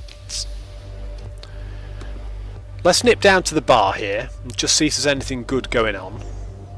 So we've got an old man followed by a kid in a chunky robot trying to talk to some of the seedier looking space captains. I consider myself somewhat of a seedy space captain, so we may... let's talk to the old man first. The old man looks like a hermit who's been living out in the wastes for countless cycles. His robes are dusty, his skin creased and tanned. He smiles mysteriously as you approach and speaks both to you and the mop-haired kid, more a youth of not yet 20 cycles. Have a good feeling about this one. I saw Greybeard, I did old man voice again. We may be in ads, we may not. We're rocking on. Ooh, okay, so let me guess, you need transport, no need to involve the authorities. I'd be careful about trusting your feelings around here, old man. What's with the robot? Got some kind of AI in there? AI could be pretty cool, let's ask him that. You don't need to worry about our little friend here, the old man says. Actually, I need to know if that thing is safe. The kid finds his tongue. Course it's safe, we brought it back from some scavengers and then I took it apart and put it back together myself. Sounds like he's been holding back an outburst this whole time. I can fix anything, he adds. I could use a junior engineer aboard my fleet. Oh yeah. The youth is taken aback by this respect granted to him by a space captain. He looks like he's actually thinking about it. I can't. I mean, oh thank you, but I'm a great pilot, just like... The old man reaches out, holding him back. What my young friend means to say is that his destiny lies elsewhere. So I'm going to guess they need transport. No need to involve the authorities. Here we go. You're quite correct, Captain, the old man says. You should be paid 10,000 credits upon arrival in Volturn in the Asconia system. It's as you say, we should like to avoid any patrols or inspections. I want to know why the authorities want him so badly. The youth starts to speak. Because he's a... And the old man lifts a finger in warning, shutting the kid up. It's just some old history that most people have forgotten by now. It's best not you ask, I think. He's a Jedi, isn't he? He's a fucking hunted Jedi.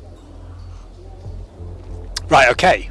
I think, like, 10,000 to take him to Volturn, undetected, is going to be tricky. It's not a lot of credits. Like, we're just taking a dude somewhere, but we're going to struggle to avoid patrols. But it would be fun.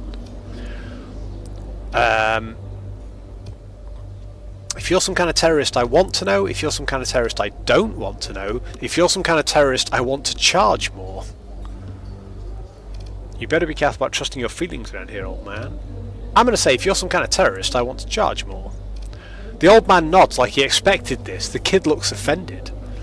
We could buy an old ship for that much. I bet I could get it working in no time. Then we just... The old man raises a hand to quiet him. I can offer you 17,000 credits upon arrival, he says calmly, and no more. The kid crosses his arm and sulks. Okay, you have a deal. We're going to take this. So we have to take this kid and this bloke to Volturn without being incepted by the authorities.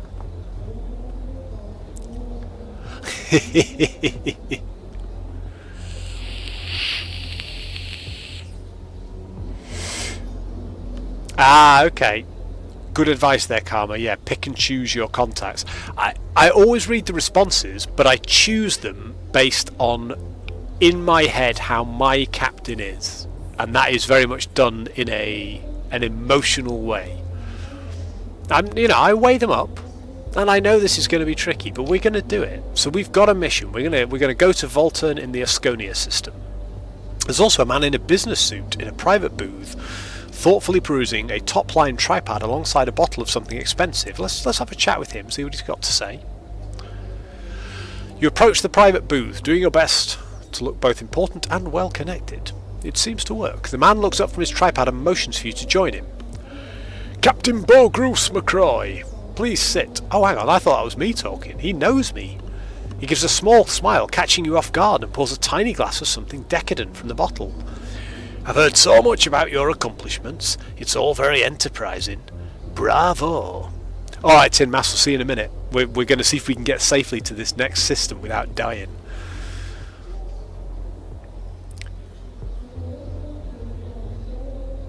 Yeah. I know, it's an insane amount of money. I'm well up for them paying me that. Because I would love a demod hound. Well, I'd like a hound without demods, but I'll take a hound because you can smuggle in them. I do know that about hounds. They've got the shielded cargo holds, which is cool. He raises the tiny glass to opportunity, sips, and then places the glass down beside his tripod. I have a proposal for you. An opportunity. What kind of opportunity? He needs a steady supply of 6 units of fuel from a reliable colonial administrator. My organisation would expect first delivery within 2 cycles. Once established, I would arrange for a monthly payment of 7,500 credits over 5 cycles for a total of 450,000, which is a tempting amount of money. He slides his tripod across the table for your review. It states the terms of the contract. So, every month for 5 months, we need to deliver 6 units of fuel to this place?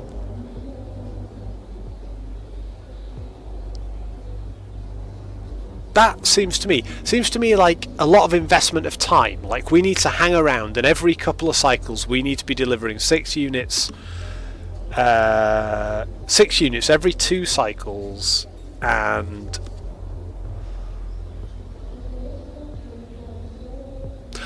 oh, of course, from a reliable colonial administrator. Yes, thank you, Karma. I was like, what is the catch here?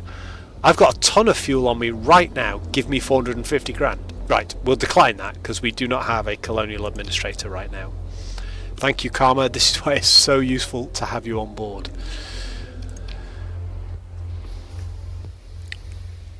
Okay, so Carjack, thank you, buddy, for being on board, and thank you so much, mate, for resubbing. I really, really appreciate it. I'm still aiming to try and get to that 75 follower point at some point. So if anybody's in chat, they want to get involved, they want to name a ship, they want to name a new captain when we get one, do feel free to drop a follow. They're all hugely appreciated. And if you're following, you get the chance to interact with the the community and the chat even more. Nobody is expected to be subbed or to be paying or to do donations to be involved in the games, but I do ask that people follow if they want stuff named after them, because we've got quite a few followers and they get priority.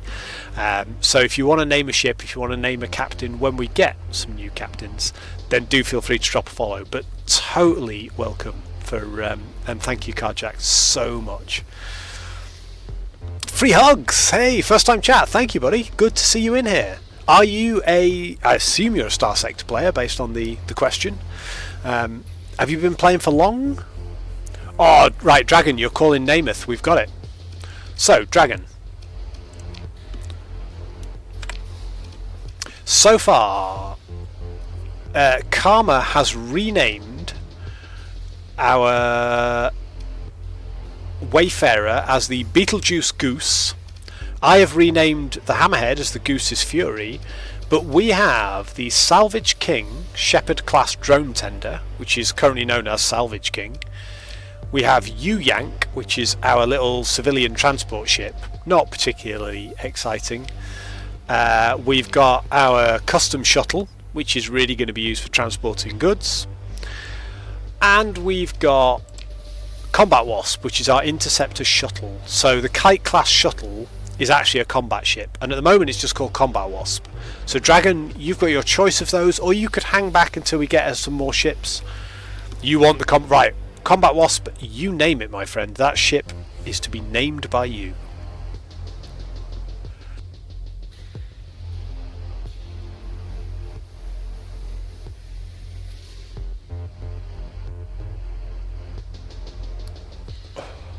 I mean, we have geese over here, which are like Canadian geese, though they don't come from Canada. We just call them geese. In the same way that I suspect Canadians call Canadian geese geese, maybe? Paul's Judgment. I love it. And the geese over here are stupidly highly aggressive, Karma. They really, really are. Is that where you are, Karma? Are you in Canada? Not that you have to share that if you don't want to, but I have other viewers from Canada, and I have other links to Canada as well, which, not significant ones, but I'm a big fan of Canada, so I love all of my fans from all over the world, but I have a particular love of Canada. Paul's Judgment is named. That is typically the ship that escorts me in combat. So Dragon, you will be responsible for keeping me alive, and you will get to name the captain. So the way it rolls is, so far you've named the ships. If the ships are still alive when we put a captain on them, you get to name the captain too. So Captain Drakey. Yes, it is. Yeah. Yeah, so the Canadian Goose, so the Canada Goose frequents the UK as well. They migrate across to the UK, and we get a lot of Canada geese, but we also have native UK geese species, and they are unbelievably aggressive. I have spent many a time when my dog was a lot younger discouraging her from trying to engage geese in combat because they would kick her ass, but she was quite keen to try it when she was much smaller, and she once tried to take on a swan. That was never going to end well. Swans are trained in karate combat by the Queen herself, and now the King, although the King is not as much a master of jiu-jitsu as the Queen was. God rest her soul. Right. Let's do some stuff, dudes. So, we have a mission. We need to go to Volturn in the Asconia system. So if we have a look, Asconia is up here. It's in our sort of double movement range. Volturn is part of the Sindarian Diktat. Sindrian Diktat. Oof, Karma, thank you, my friend.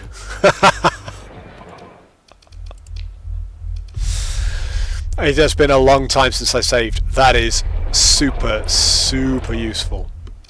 If we go into the Sindrian Diktat, right, we're going to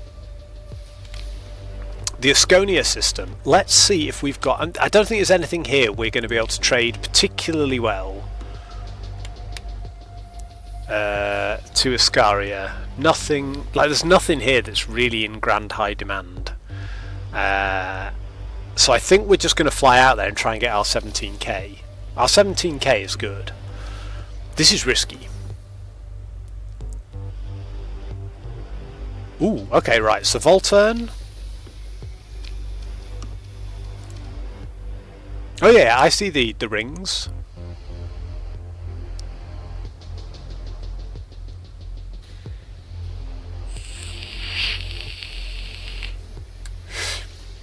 So Volturn is the world, Salus is the gas giant, and we've got the gas giant's rings.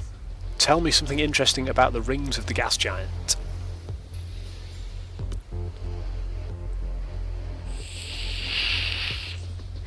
Oh, sorry, not the gas giant rings, the asteroid ring on the middle. Got it. Oh my god, this game is amazing! The lore that's hidden in a few tiny blocked pixels.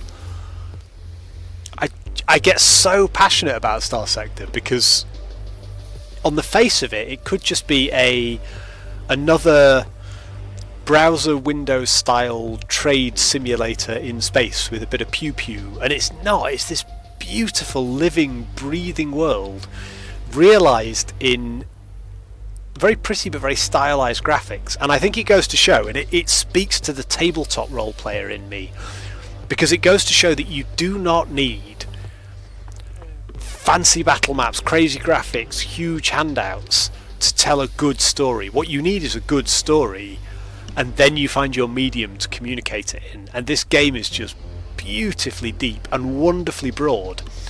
And I will say, for those of you who've just picked the game up or don't know it very well, this much I do know.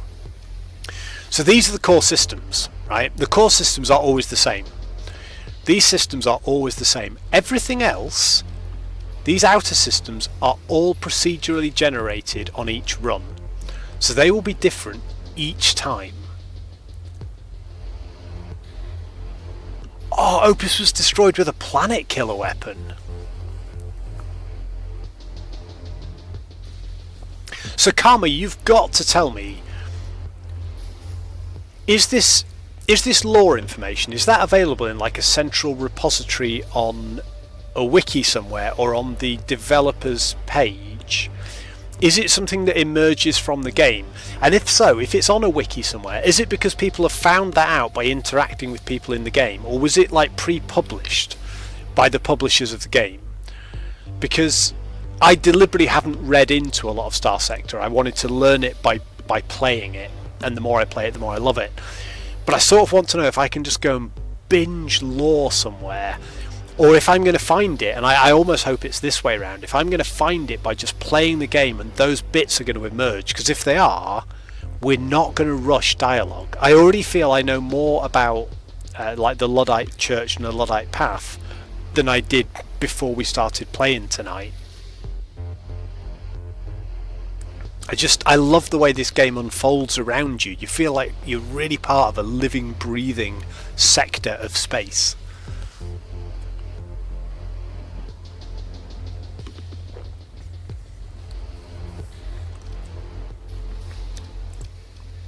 Right, so if we're going to Volturn, we're probably best off flying into the Salus L5 jump point.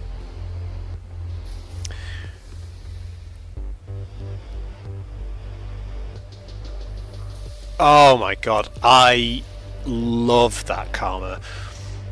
I need to do a very heavy mix of streaming this game and just playing this game to my heart's content so that I can really get a grounding in it. I'm never going to be the world's best Starsector streamer. I would love to be like a solid one of the crew out there streaming the game. I provide a quality point at the low end of the spectrum. So for people who don't really know the game, who are new to the game, people like Dragon and Tinmas, who tonight have purchased the game on the basis that they feel they can do it better than I can, that's sort of where I'm always going to sit, I think. But I want to know this game way better than I do, because it sparks an excitement in me that very few other games have done in a very long time. We're going initially to the Salus jump point, right? We're going to lay in a course to that. It's within our range without worrying about refueling, and we're just going to go do it now, right? We're not going to fly into the sun though. Autopilot will fly us into the sun if we're not careful. I've learned this. Let's get away from any solar flares. We've got our transponder on, so let's bang on sustained burn. And let's just get around the sun without going into the corona and taking damage.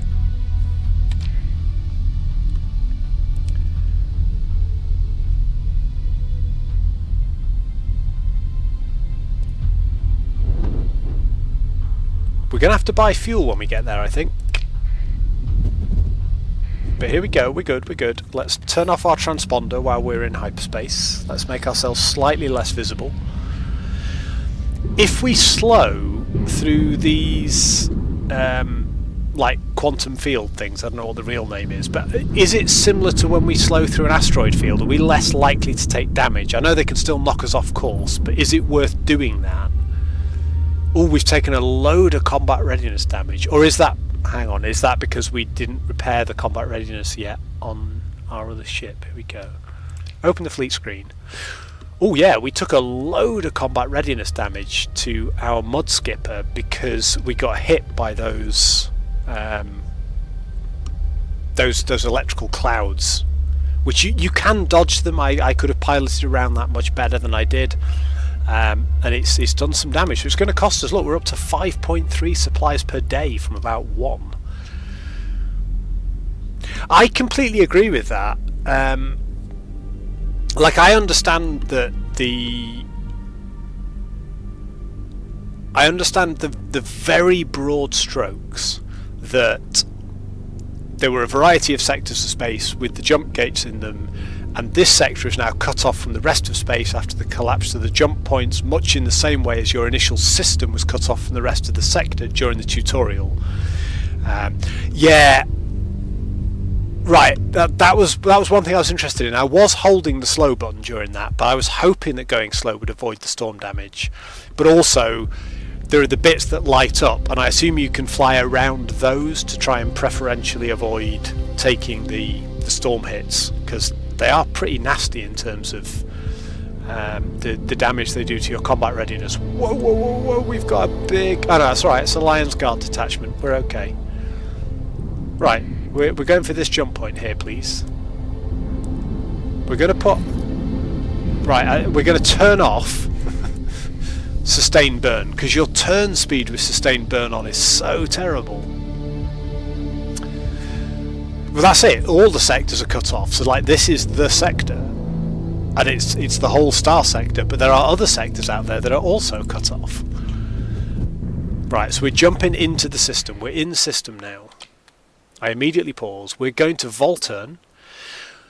We need to remember that we need to get to Volturn to do this mission without being detected. Now, we could do that because we've got a ring of debris around Salus. As Chimera has explained to us, Opus was destroyed by a planet killer weapon.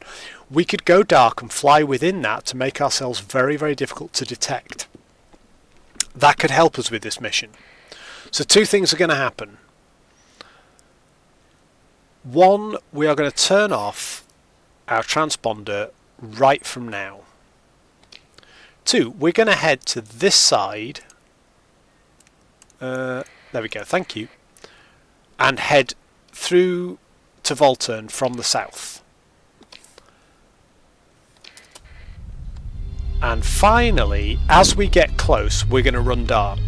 And we're going to try and get in there. And it's going to earn us, hopefully, 17 grand. This is going to be tricky. We could get in trouble with local authorities very, very easily. Head south, head south. Right, they can't detect us from there. We've got a relatively small fleet. Go dark. Oh, God. Oh, no, they found us. Right. Sustained burn. Let's just get out of there. Oh, they're emergency burning to find us. They really don't like us with our transponder off. And they're faster than we are. We could also emergency burn, or we could just keep flying away. Are they going to give up?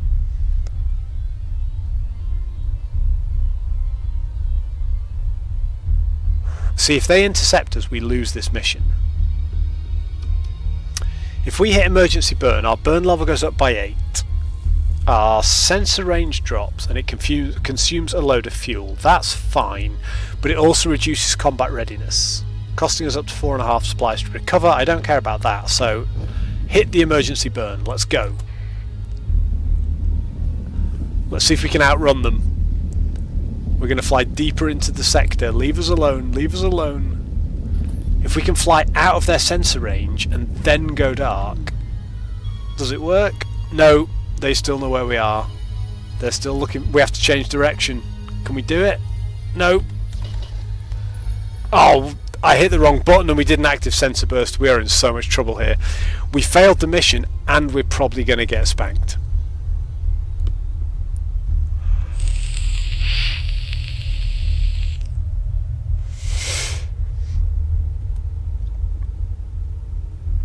Oh, man.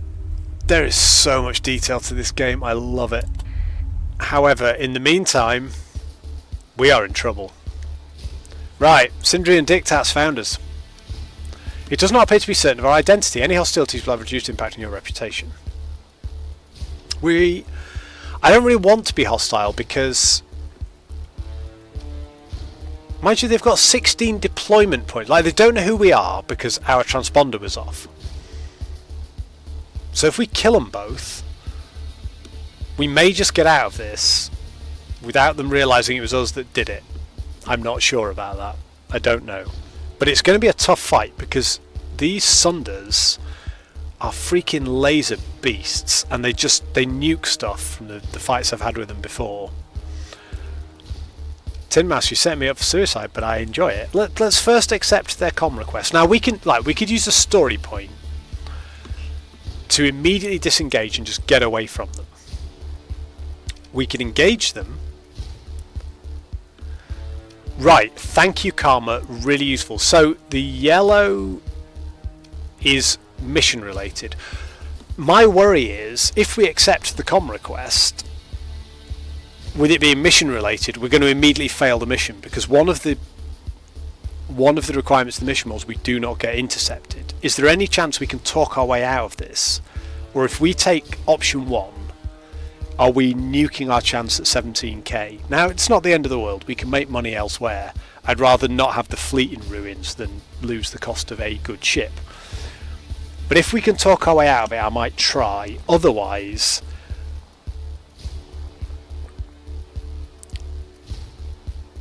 yeah, well, the fleet. Yeah, I saw that the fleet had a mission mark on it, meaning that's part of the picket fleet that's coming to intercept us.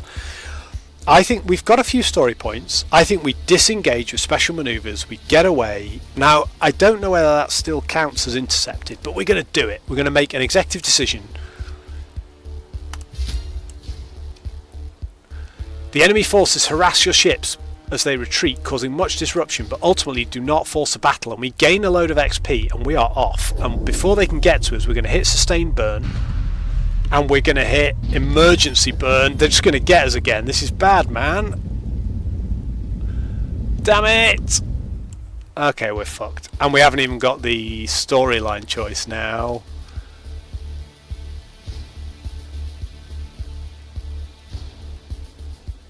Ah, Karma, I would have done that as well. Now, we haven't got the story option anymore. So I was thinking maybe we would get a bit more invincibility by using the story point. I've never really used one before. I thought it might give us a chunk of time to get away, but no, they want us. Now, we don't have the story option anymore. We're going to open a comlink. Captain, the Sindrian Dictat officer says in a level tone. That wasn't very level, I didn't read that next bit. We have reason to believe you carry a terrorist known to the Sindrian Security Directorate even. She doesn't even know the name of her own organisation. I don't trust her. She barely lifts a finger and a supplementary data package is transmitted to you. Your comms officer attaches the comments to a secondary display.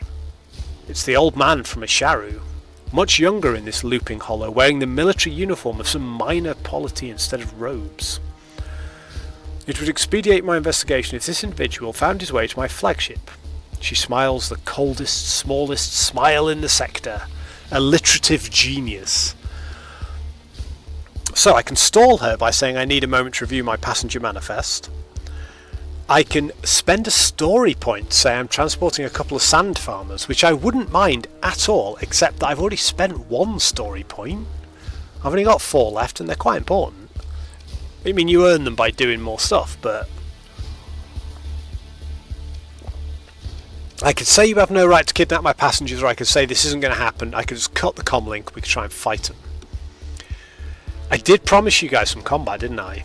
I do think fighting a Sindrian Dictat picket line in a Sindrian Dictat system could be absolute fleet suicide. I'm going to try and talk my way out of it by saying I'm transporting a couple of sand farmers. It's a charitable act.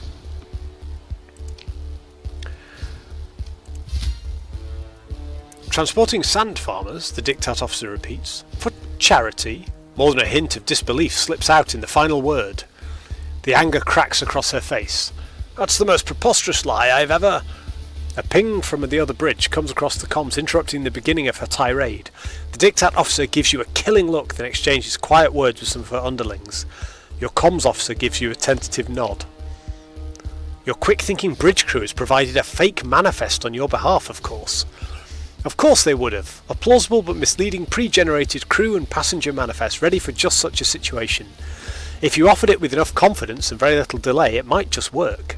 You wait with saintly patience as the Diktat officer has an underling run the fake manifest through the latest Diktat search and verification algorithms. You hear an angry call of, "Run it again!" that was perhaps not intended to get picked up by comms. It takes a few more minutes. "Very well," the Diktat officer says, with what sounds like clenched teeth. "Your manifest has been verified, technically." With a sharp motion, she signals her comms to cut the link. So, Maud Common, our relationship with Maud Common has been reduced by 1, as has our relation with the Sindrian Diktat, but they haven't actually nicked us for anything. They've assumed a neutral posture.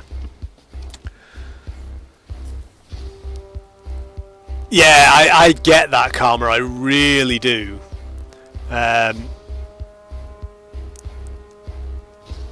Yeah. But also, I want to get this mission done because we've not done anything tonight. Right, we're going to leave and we are going to go now. We've also flown freaking miles away from where we need to be. So we need to go back to Volturn. We're going to fly the long way round. They're off grid now. We're going dark. This is going to take us ages, but I don't want them detecting us. I'm not getting hauled up in front of them again. I reckon we've got a shot at this. We're only on a 180. We're going back in. I can do this. Attack while their guards down. We did have a chance of defeating them. We absolutely could have done it. I suspect if I get within range of them again, they'll still probably nick me for running in Sindrian Diktat space without my transponder on. So I still think we could get in trouble with them. I don't know, but I'm pretty sure that we're going to have to be very, very careful doing this. No, I do think that we could take the Sunder, I really do. But I also didn't want to start blowing up Diktat ships before we've even made contact with them. But I mean, maybe that's just a character choice. Maybe we should have just gone, you know, fuck the Diktat. This playthrough is not our favourite. Ooh, okay, right, we got stuff. Right, I possibly did Karma. I'm trying to do 3 things at once and panicking slightly. I want to go to Volturn Station now. I don't want to get found. Right, here's one. I'm going to pause the game. Karma. I know flying in the asteroid belts when you've gone dark is about the best way to reduce... You told me this, actually. You told me this. It's about the best way to reduce your chances of being detected. I wondered if the gas giant rings did the same thing, and I guess I have to fly into them and then look at their terrain modifiers if I've learned anything. Right, cloud ring. Yes, slow moving fleets inside reduces detection range. So let's go there. We're going to move slowly. We made it to the station! Oh, except we can't dock without putting our transponder back on. Your fleet goes into orbit around Volturn, ignoring requests from the Sindrian Diktat Port Authority to identify yourself. No Sindrian Diktat patrol seem to be aware of you just yet, and you have a window of opportunity for doing business with parties untroubled by your lack of docking clearance. We will continue.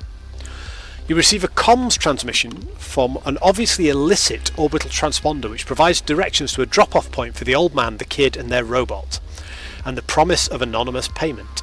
As they walk down the shuttle's ramp, the kid exclaims, Wow! A planet made entirely of water!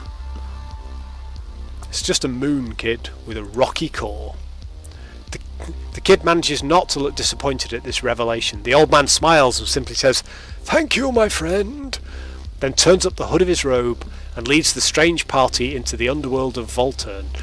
We have made 17k by secretly delivering those dudes.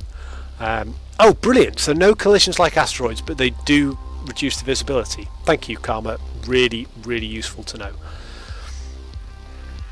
Right, we've completed Passage to Volturn. So in 2.5 hours of streaming, we've completed one mission.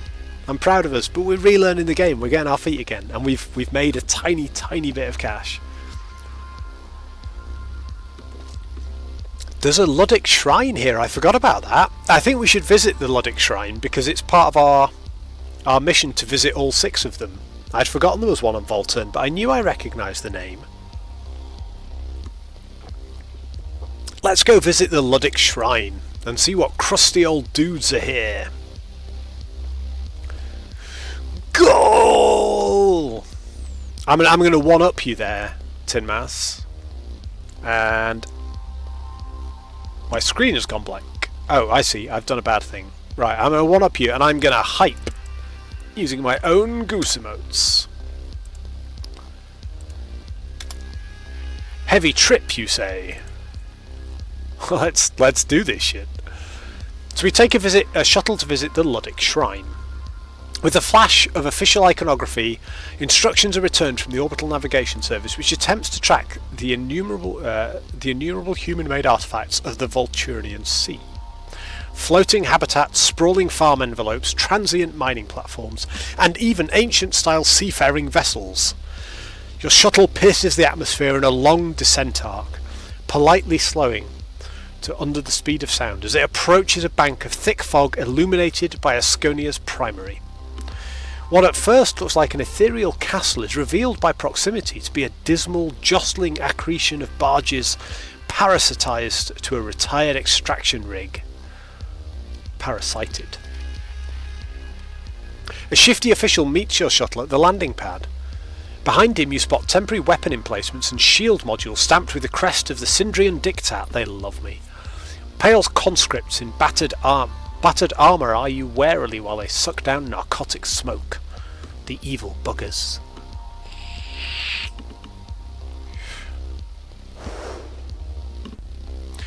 The official produces a trembling facsimile of a smile and looks you up and down. A pilgrim, are you? He asks unconvincingly. I'm afraid the shrine is closed today and tomorrow. Security, sir, concerns. The situation has been unstable. I would like to visit the shrine. Oh, we could do a donation to the local security forces. I like a bit of lore. I would like to visit the shrine.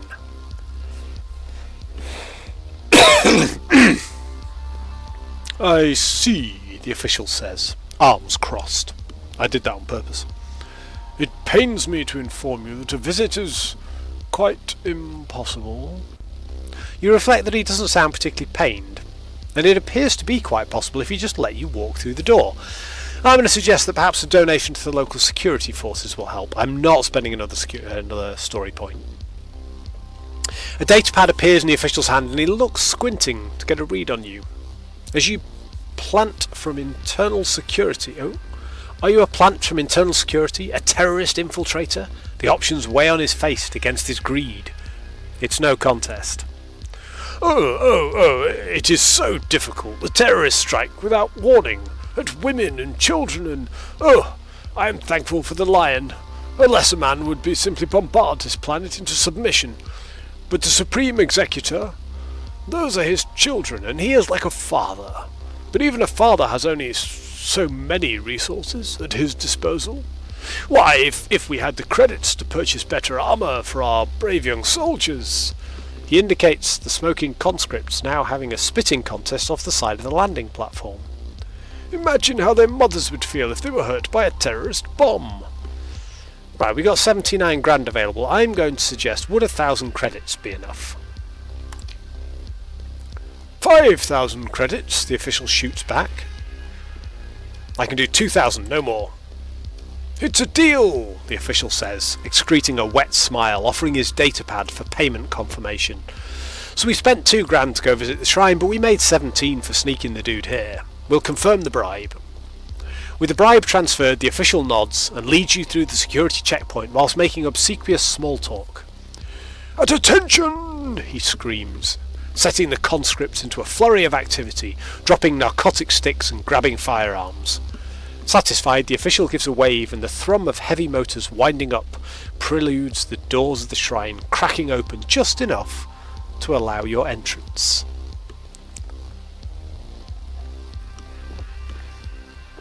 Karma, you are invaluable, my friend, to this stream. We are going to walk through the doors. The receiving hall is empty of pilgrims and mostly dark. Hand-sewn banners hang limply, their bright colours muted in the gloom. Benches and tables lay empty. You spot a light through a small doorway, the humble office of the curate Starsector, and within, an old woman asleep behind a pot of tea still steaming set out on the desk. Sacraria was the word I was aiming for there. We decide too, so we could cough, scuff our boot and wake her up unobtrusively. We could say, "Hello, I'd like to see the shrine, please." We could pour ourselves some tea without asking, or we could say, if the tea is that hot, you can't really be asleep. Oh, I like that. Sneaky, sneaky. She smiles and she withdraws the pistol she was holding beneath her hand weave, opens her eyes and places the pistol in a holster. Observant. If you're a goon, then I must say you're a higher grade than the usual. How may I serve?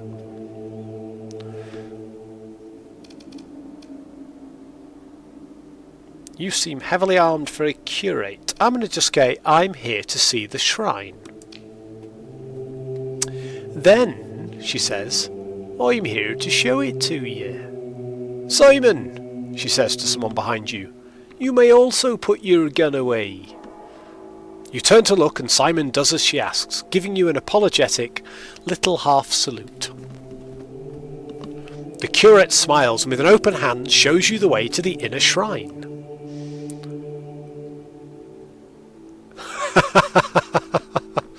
I try my best. Every now and again, Karma, I land one. You know, it doesn't happen often, but every now and again one sticks. Not quite an hour later, you find yourself at the bottom of the sea in the Luddic Shrine of Volturn. It's a creaking and unnerving humid inspection module at the end of a modified extraction stack. A metal proboscis thrusts into the depths of Volturn. It's also filled with guns, explosives, grenades, cell mags, crates and racks are piled high, making the small space more cramped. A small shrine is set in an open space under a rough diamond matrix viewport, which holds back a titanic mass of water. A few candles struggle to maintain even a decent flicker amongst the ranks of their dead comrades. There are pilgrims here, of a sort. Their unwashed bodies smell of sweat and smoke. They speak and pray quietly. The curate Sacraria relights a candle from one that's burning and offers for you to do the same. So I can say this seems to confirm your part in the insurgency. I could say this is a troubling arsenal. I could light the candle or I could look out the window for a moment.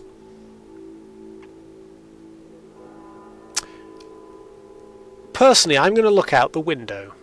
I think they've been doing some bad stuff down here, but I'm not lighting the candle. I'm not a religious man. I'm merely here to observe.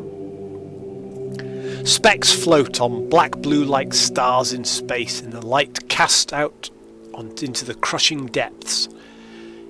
It's an almost unsettling wrongness from a familiar image. Motes of something or other flick to and fro. Life prevails even here, under unthinkable oppression, the curate says. Let us be thankful too for the ingenuity granted to us by Providence. She taps the pressure hole, which resounds dully. See? We do not hate all technology. Now we're learning. This is a troubling arsenal. The curate frowns.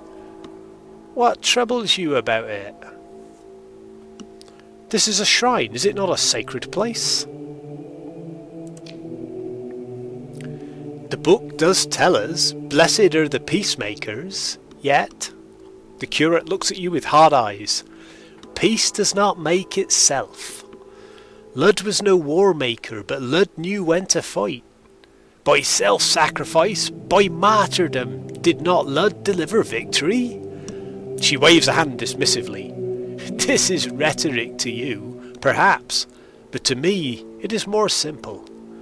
I will not let more of my flock be taken to the mines of Cruor as a sacrifice to some tin-pot Lucifer. Are you part of the Luddic path?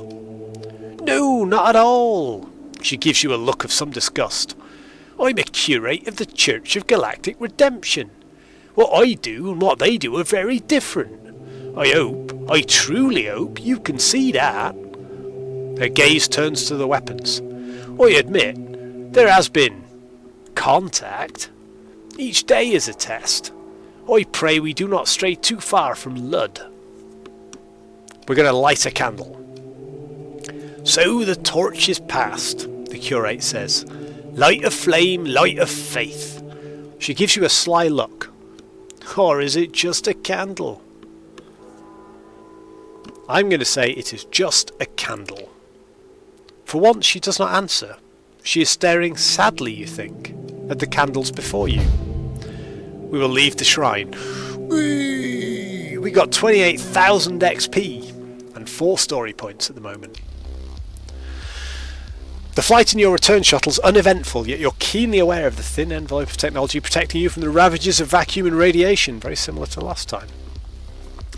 I love the fact that we've done this whole story plot on this tiny little planet and talked to some people. I would never have seen that coming. The other streams I've seen have been lots of shooting, buying stuff, selling stuff. The story folded into this game that's just hidden away in here. It's absolutely brilliant. Right, let us... While we're here, let's immediately go and see what we can buy. So, our fleet at the moment is nicely repaired and working. Ooh, hey, we've got Volturnian lobsters. So these things are worth a fortune in some places. We can buy them here from 70 credits per unit. We could sell them up to 1,000 of them. There's a demand but no deficit. Pirates in the EMA system, only 4.3 light years away. They will pay us almost 200 credits per unit more than we would get here. So for 700 credits we could buy, 7,000 credits, we could buy all the units of lobster they've got, and we've got plenty of room for lobster units.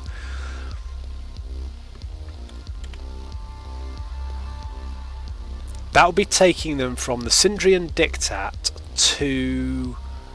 Well, pirates don't care. Pirates don't care about legality. So we could trade in some lobsters, right? These are a mix of several old Earth species, and a little imagination produced this creature which grows wild in the crushing depths of Volturn's sea floor. The flavour is said to be exceptional. So the Volturn lobsters, I know, are a potential hot trade commodity in a number of places. They've got a local deficit of drugs, so they're going to sell them at quite a high price. Same with the heavy armaments.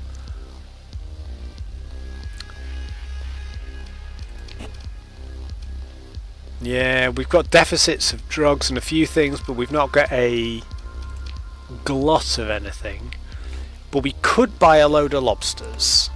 So the profit's definitely more than double. If we bought the lobsters and went to EMA and sold to the pirates. Now we're going to have to buy some more fuel and stuff because our fuel is woefully low.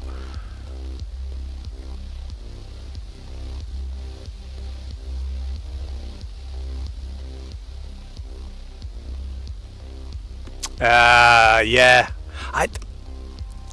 I love the nuance of the story in this game. They could have made it really light touch and it still would have been a wonderful, enjoyable game, but it's so immersive for something that on the surface is very, very simple. But it really isn't. So we would be going to... It's somewhere up here. EMA. Right, we need to buy more fuel. We need 28 fuel to get to EMA. And in there we have the Persian League at Salamanca, and we have a pirate world, size 5 military pirate world, which is going to be a bit trickier to get into, I think, at size 5. But we could fly in there and try and sell a load of lobsters and then maybe get a pirate job. And I'm sort of loving the idea of trading space lobsters. What do we think, chat? Do we think we buy some Volturnian space lobsters and go and try and sell them in a pirate world? You make a valid point before I start doing anything. Fuel's relatively cheap here. 25 per unit is not bad. I mean, it's not great, but it's definitely at the lower end of what we would buy fuel for. So what did we say? We said we would need 28 fuel, so we're going to want to buy like a lot of fuel. We're going to want to buy a good chunk of fuel before we go anywhere. What's the black market fuel? Presumably it's the same price, black market and open market. Oh! There is no open market. There is only black market because I docked with my transponder off.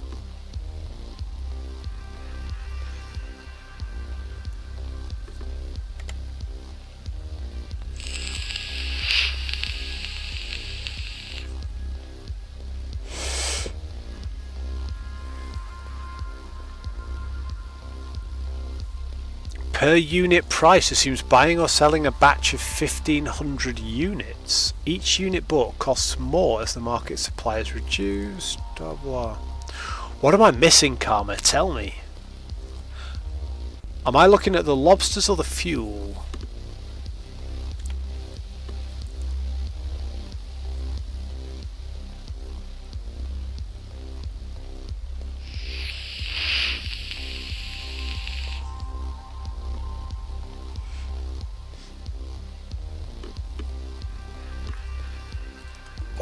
Every like 2 minutes I spend in this game I feel I learned something new. It's absolutely awesome.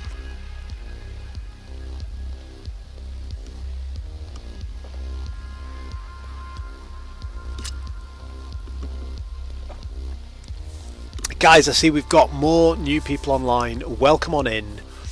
If it is your first time here, I'm Father Scoose. I tend to stream stuff in stupid accents and do daft role playing, and wherever I can involve chat. So if you're following and you want to name one of my ships, we have ships that can be named. You want to name a captain? We don't have any spare captains at the moment.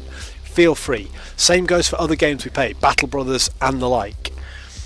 Ooh, Sindria is one of the few fuel producing colonies in the sector. It produces more fuel than any other colony.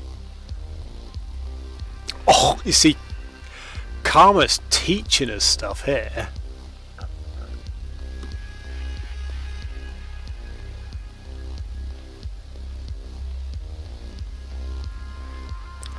Okay, so what you're saying is, in this sector, before I start going to go mad and buy fuel, we could go to Sindria. I can do a thing, can't I? I can do show station info. Oh yeah, that just shows it on the map. What else can I see about that? Planet list. So if I look at Sindria, ore production, hazard rating, okay. So Sindria is the place to go to buy my fuel before I start moving on. That's what we're saying. Perfect. But yes, if you're new in chat, if you're enjoying it, feel free, drop a follow. If you drop a follow, you can name some stuff. Oh, that's what I want to see. That's what I want to see. Right. So, on here, is this what I missed? Right, commodities list on the colony info screen. So here, if I,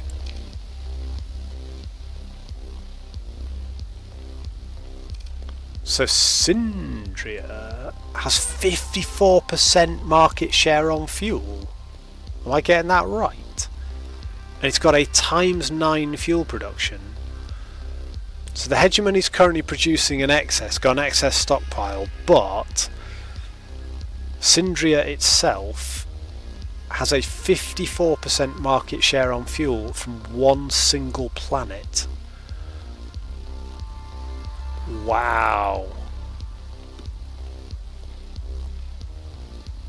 Also, if I'm looking at the wrong thing, Karma, do tell me, because I wouldn't have even thought to click on that at all. I can see there's deficit in these, but I didn't see any excess, so I just ignored it. Yeah, that market share is so useful. This game, it's like the best game I've ever played. I need to be way cleverer than I am, but I also absolutely love it. Show only colonies with excess stockpiles or shortages. Pop them on, pop them off. Lovely little quick filter. So useful. Space trading game. This is... Right.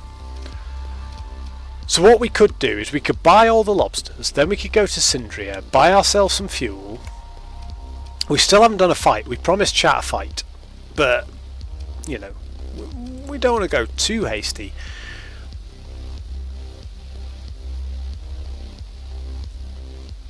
So now you produce less fuel, periodically has cheaper prices because it struggles to export it. That's amazing.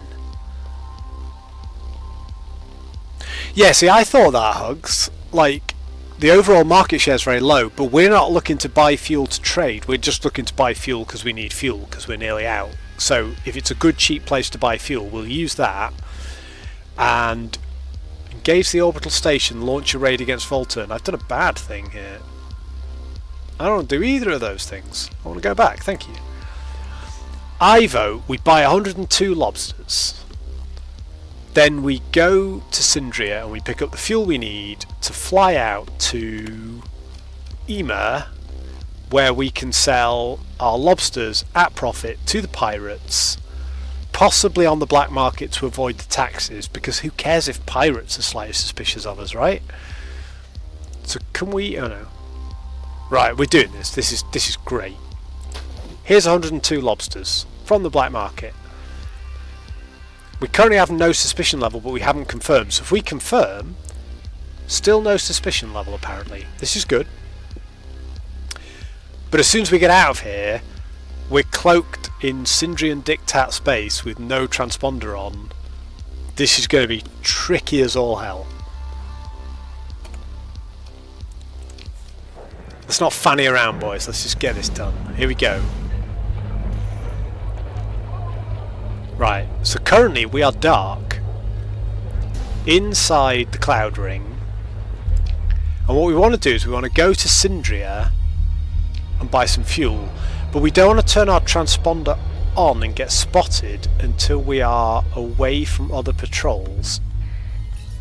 So transponder goes on. We got a fleet up here, a grey unidentified fleet between us and Syndria, but we're fine. We've got our transponder on now. Hopefully they are not suspicious of us. We're going up. Ooh. Right, we shouldn't be in any trouble from these asteroids, particularly because we're not even going at sustained burn speeds. Right, let's see what fuel... look at this fuel, 17 per unit. So we need a load of fuel, so what we're going to do is we're going to buy... if we buy 100 units of fuel, it's going to cost us very little really. We're paying a lot of tax on it, but that's fine. Buy 150 units of fuel. We bought a lot of fuel, we've not overfueled, which is important. We've spent a good chunk of cash. But now we're going to go to Emer and we're going to sell ourselves some lobsters. And we're going to sell them to pirates, possibly on the black market to avoid fees. Who knows? We're flying by the seat of our pants here, boys. It's amazing. Right, let's go. I'll tell you what we don't have.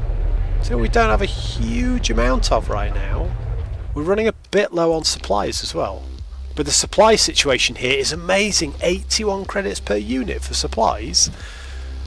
Okay, I like Syndria. Syndria's badass. If we bought 100 supplies, it's going to cost us 10 grand. 10 grand is fine.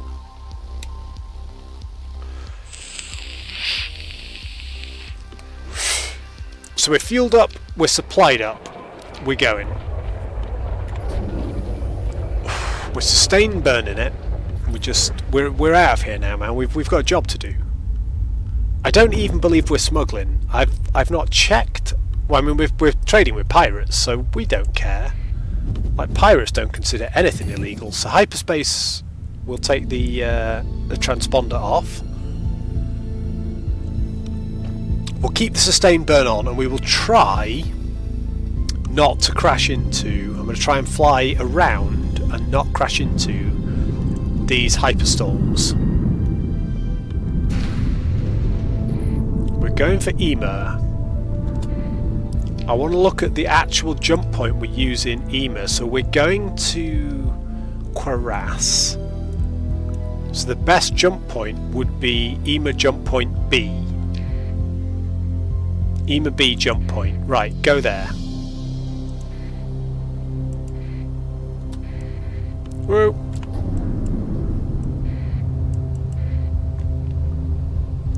I'm going to order a jump. I'm going to keep the transponder off for now because we're going to emerge way away from Salamanca. We want to approach the pirates with our beacon turned off. We do not want to have our transponder on when we meet the pirates because they don't like us. We want it off. Yeah, the demand for food is high, but then I suppose you need to trade in volume for food because the money is quite low. Am I right? Right, so we want to go to Caras. We're not sustained burning. This is fine. We're taking a bit of time, but we've got plenty of supplies, plenty of fuel. We want to keep our sensor profile low. We want to avoid pirate fleets, although if we meet pirate fleets, we're fine. And we want to do. We're down to 56k, but I think if we sell the lobsters, we're going to be in profit. We're good.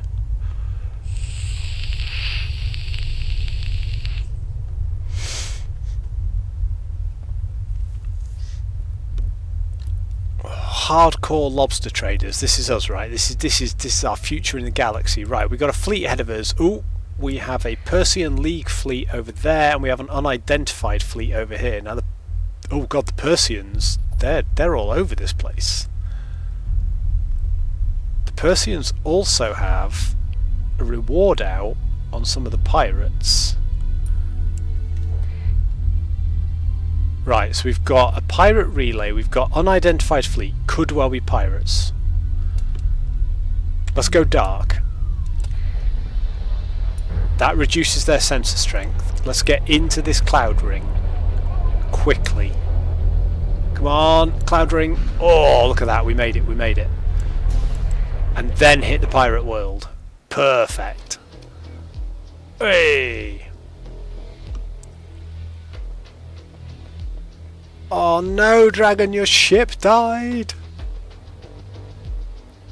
I totally missed the bounty. I should have been paying attention. Right, if we go black market, right, we've got no suspicion. Black market, if we sell the lobsters, they sell for 380. That's even better than it predicted. So if we sell that to the black market, they sell for 35 grand with no taxes. Confirm. So we went from 70 grand to 90 grand by trading lobsters. Hey! So we can do some more trading around here, but there was a bounty, you say. Is that going to show my intel screen, Karma? Or is it just if I hover over the fleet in space, I can sort of see the bounty on it? Because right now, I'm not sure how good I'm going to be at taking down a fleet. But I'm not chickening out on this stuff. So obviously there's a system bounty on pirates here.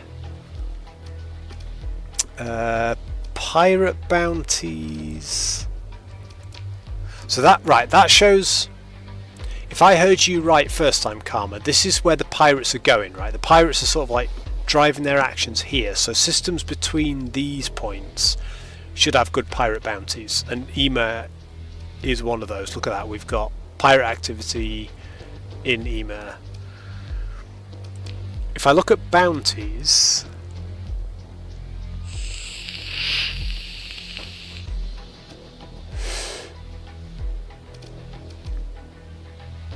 that's a system bounty in Ema. Exact location unknown on these guys.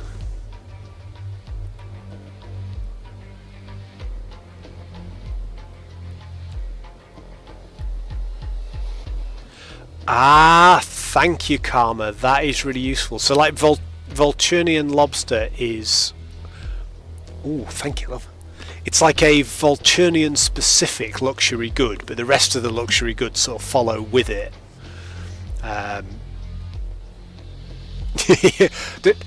For me, I think lobster trading is the future. I think we do nothing but space lobsters. We're just going to increase in volume. And we'll, mind you, we can't. We bought all the space lobsters they had and traded them, and we did okay. So these locations are unknown, but they're somewhere in these systems. None of the ones we know are in Ema.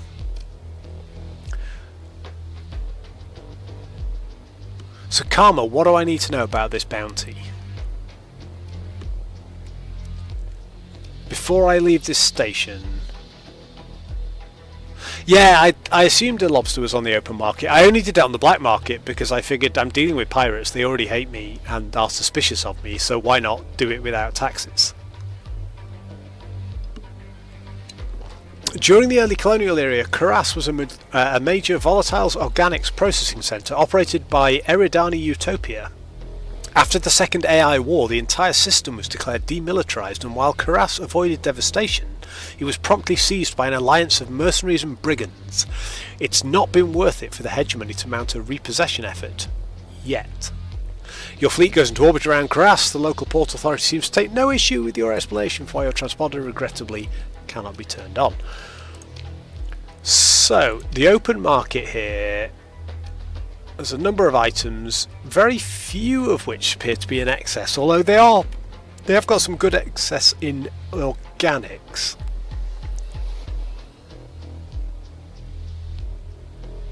Oh crap, yeah, you're right, Karma. I had my transponder off, so I only had access to the black market, and that's why I could only buy tiny amounts of lobsters. Yes, you're absolutely right. I didn't even think. Redock with your transponder on, trade in major lobster futures. This is the way to go. So we were in Asconia, right? So Asconia, we went to Volturn, so we could go back to Asconia and we could buy a load of lobsters. But I'm not going to trade in lobster futures exclusively. What I need, before we worry about any of that, is I need more ships. Because right now we're in a bad place. So what could we buy here? Right, look at this. We can buy some ships, and I think it's probably worth us doing it, because I think we, in a place currently being swarmed by pirates, it's immediate danger and immediate opportunity. So we've now got 90k, right? Is it worth us buying something decent? Because our fleet at the moment can't handle much, but if we were to add something to it, I'm not saying this destroyer here, but something. Black market's got a cruiser on it. It's going to cost us everything we own. We're not going to be able to afford to fit the thing. But we've got, oh god, we've got a wolf here, but it's got 4D mods. We don't want that. On the open market, yeah, that destroyer's got 4D mods. It's cheap, but it's, ugh. I don't know what the D mods are. Let's find out. They are damaged weapon mounts, compromised hull, degraded shield. It's 5 D mods actually. Faulty automated system, degraded engines. I mean, it's garbage. But I do think we need to buy ourselves a couple more combat capable ships.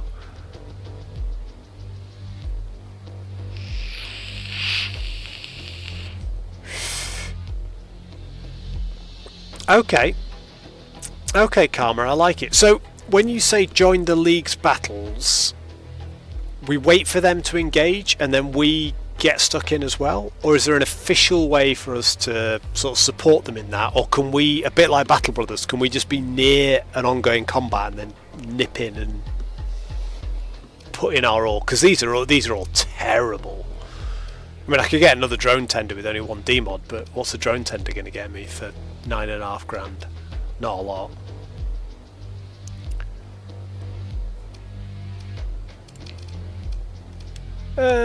Thing is, so we've got this. What's this?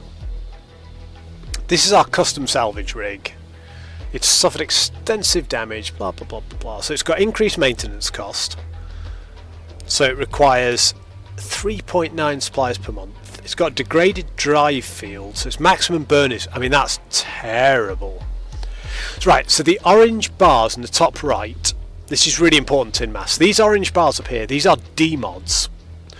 So you can apply mods to your ship which are positive. These are damage modifiers. So all of these are recovered, salvaged, damaged ships.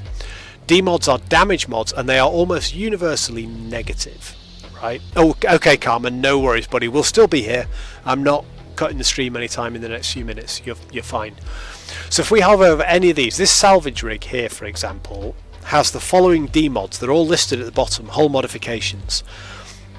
Increased maintenance, degraded drive field, compromised storage. So its fuel capacity is 0. Its maximum speed, because of its degraded drive field, is down to 7, which is really slow. Please, free hugs, please. Somebody needs to, man. I need backseaters because I don't get how this works.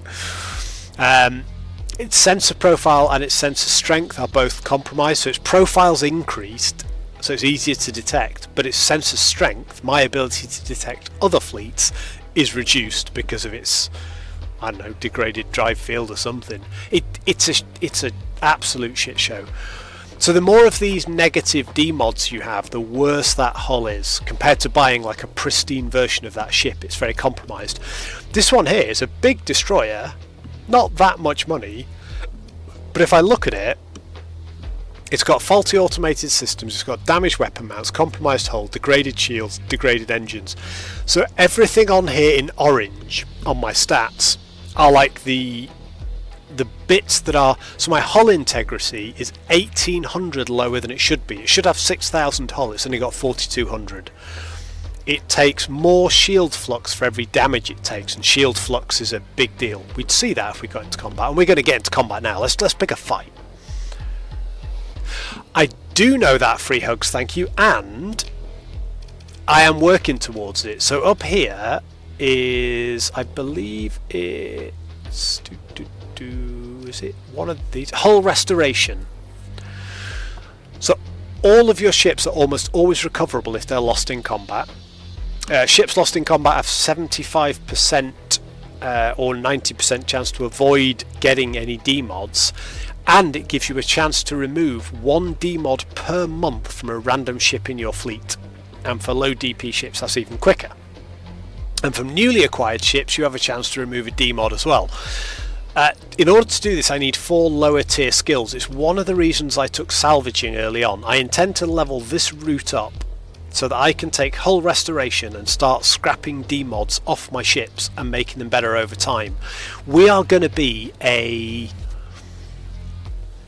proper salvage crew. Like, we're going to take pretty much any half decent hull we can take, and we're either going to sell it on later if we don't need it, or we're going to repair it to the point where it becomes a useful part of our fleet. But a couple of things are going to happen here. Let's do some stuff. Let's make some bad choices while Karma's not here. He'll love that. We were talking about the fact that piracy is a big deal here, right? And if we look at our missions, in this system there is a reward per frigate, 58 days on pirate fleets. Let's show you guys what combat looks like. So we're going to come out of here. We're going to hit pause immediately. We are going to save immediately. Because I'm no chicken. This is where our game is now. Like, we've traded space lobsters. If everything dies now, we could lose every ship in our fleet and not know what's going on. Now, we've got a ship. That fleet is engaged in battle with the Persian League already. So if we went to engage them... Let's not fly dark. Let's go straight in and fight them along with the Persian League and see if we can do some damage. Now, so it's a pirate armada fighting the Persian League. The Persian League might not like us joining in because we don't have our transponder on. But I don't... Oh no, we have to leave. Oh wow, they wrecked it, and look at what happened. They left a derelict kite shuttle. So we can start exploring these and pick it. We can just follow round while their fleets destroy stuff and steal cool ships. So we're going to explore it. Salvage crews board the wreck and discover that many essential systems are undamaged. The ship could be restored to basic functionality. Let's consider ship recovery. So, this is a dead ship in space that's been blown up in that fight. If we recover it, it will cost us a chunk of crew and a number of supplies, and it currently has 3 D-mods on it. It's got faulty automated systems, increased maintenance, faulty power grid. It's pretty badly knackered. So we've got a choice here. We can either take it and get a beaten up kite ship, or we can say not now, and we can do a salvage effort at 160% because of our salvaging skills.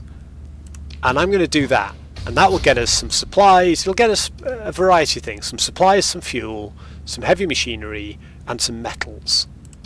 So we're just going to take those. It's free material. Oh, we're being hailed by the Persian League fleet. We're in trouble for running without our transponder on. Running with a transponder off in Persian League space is against the law. You are ordered to surrender, turn on your transponder and submit to a cargo scan. We will turn on the transponder and comply, because we haven't got anything illegal in our cargo hold. You issue an order to activate a transponder, wait for the cargo scan to finish. After a brief wait, the Persian League fast picket transmits the scan results. No contraband or suspicious cargo found. Lieutenant Muna Urima looks vaguely displeased. If I catch you running with the transponder off again, you won't get off so easily. The comlink is cut before you have a chance to respond. They assume a neutral position. It's aware of your identity due to your transponder being turned on, so we're just going to leave. Right? But we're also in a debris belt because they've just destroyed some of these guys, and because this debris only just got made in a fight, it's all very close together, so it's likely we will find something of value, but there is significant risk. We're going to assess. We have 124% effectiveness based on our crew, our heavy machinery, and our salvaging skill. And we are going to try and salvage some stuff from here. So we find even more supplies, fuel, and metals that we can sell. We'll keep the supplies, we'll keep the fuel, but we can sell the metals for a little bit of credit somewhere. So we've salvaged that.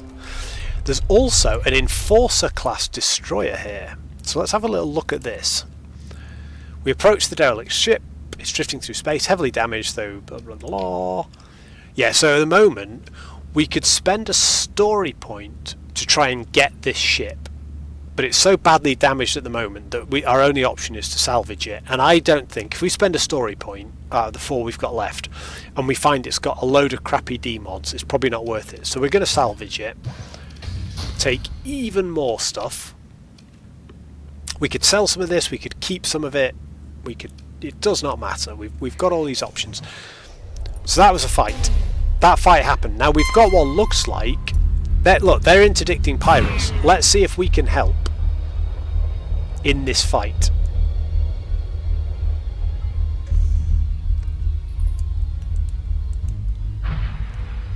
Oh god, they got destroyed already. Didn't leave a ship, didn't leave a debris field. So they're fighting pirates hardcore. We're gonna sustained burn here, and we're gonna join them. We're gonna try and do some pirate hunting in this sector. Look, are these pirates? What's this? Oh, a derelict Manticore class destroyer just floating in space. Shows signs of damage. Let's explore it. Right, we discover that many essential systems are undamaged, so we could recover a manticore. Only one demod. The only demod is compromised hull, so it's lost a lot of hull integrity, but other than that, everything else is pretty good. It's a pirate class manticore hull. Well, I think we take this. Right, recover that ship. We don't have enough crew to crew it. Okay. Hugs, you make a really valid point. I just saw that. We could have looked at it before we spent the story point to see what the demods were. Right, we've got enough supplies. We would need to spend 58 supplies to repair the recovered ships over time. We've got that. We aren't going to be able to fully crew all of our ships, but we are going to be able to hire some more crew at some point. So we're going to recover this, and we now have the ISS Hyperspace Dreaming as part of our fleet. So let's have a look at the fleet screen, right? So everything is now under strength in terms of crew because we're spread too thin, and we're spending a lot of supplies trying to get this thing back up to strength, and we're also going to have to spend some more to repair it because it's got a lot of stuff done. We have not lost the fleet. So so mothball this because its combat readiness is already so low that it's not worth getting it back up to speed. Makes sense. So we mothball this. We don't lose any combat readiness because it's at 0 anyway, but we can bring it back to a space station, buy some more crew, fit it up, and then we could have... I mean, alright, it's got compromised hull. Everything else, it's low demod. That's a pretty good thing to recover. Thank you, Karma. Good time to come back. You have helped me immensely. Right. So we're on 104k already. I think we must have got our monthly payment.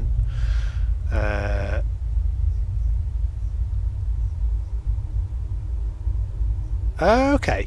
Yeah, so mothballing is, essentially you tow it with you, but you don't crew it. And while it's mothballed, its combat readiness goes to 0. It's essentially being dragged along by your crew. So if we'd recovered a ship, or we had a ship in our fleet that was like 50% combat readiness, it'll cost us fuel. I didn't spend a story point. I did not spend a story point. However, it did say somewhere, it said pirate. Oh yeah, poorly maintained by its pirate crew. It was a pirate manticore. Yeah, it's got P on it, brackets P.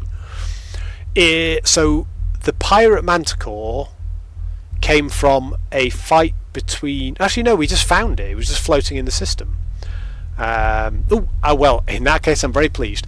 We've got one demod, the compromised hull. Other than that, it's immaculate.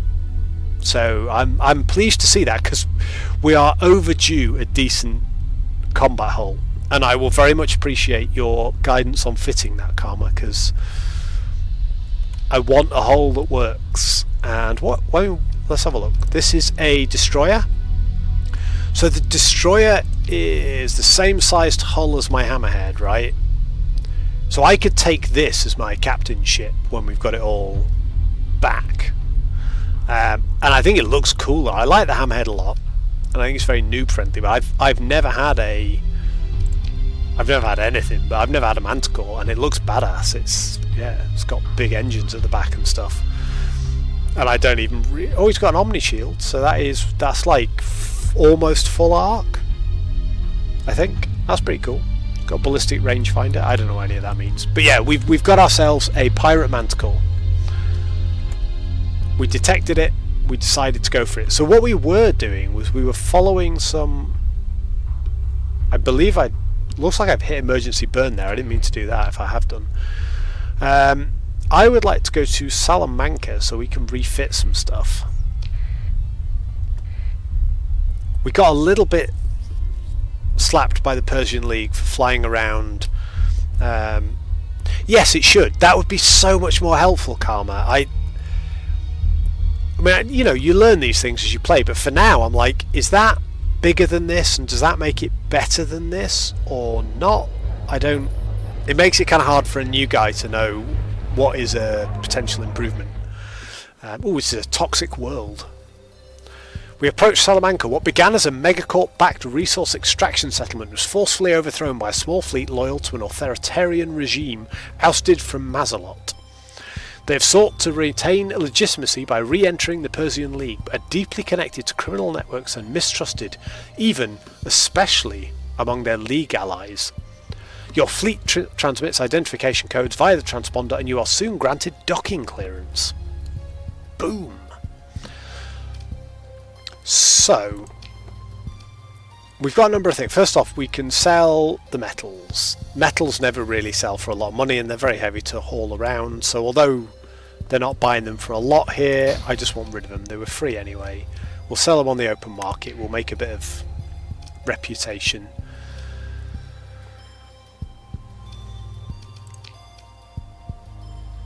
So we'd need to buy some more crew, right? So our minimum crew now is, if we unmothball that, it adds skeleton crew of 50. Like if we took that out of mothball, yeah, we need 173.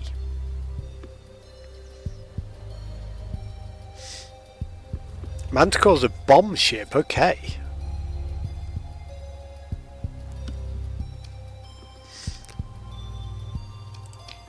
So we would need to buy some crew here if we did that. So I would say we buy like 200 odd crew. It's going to cost us a chunk of cash, but not the end of the world on our current income. And we can now afford to crew everything.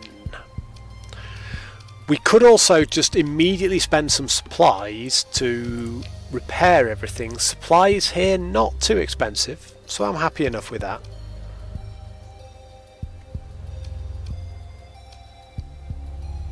They take battleship guns? Are they big enough for that?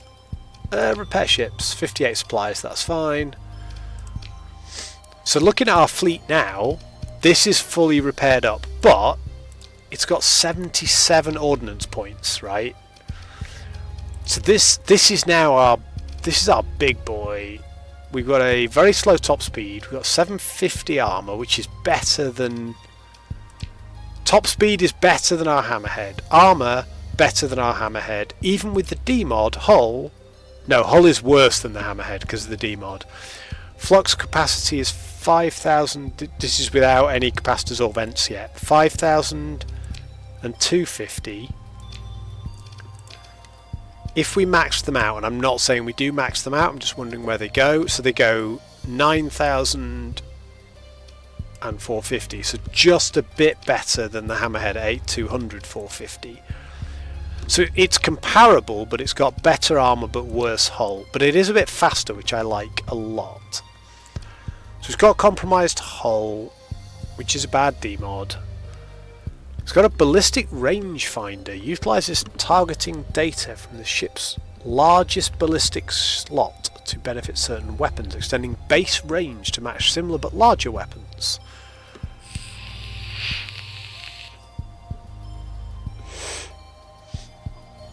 I have not been selling my weapons off Karma. I have not. Most of them are in storage in Galatia still. But I've not sold a single weapon because I knew that would be a bad idea. Because I don't know enough about the weapons to be selling them. I really don't. Of course, the codex entry is really, really good, isn't it? They're really useful. How do I go in the codex entry again?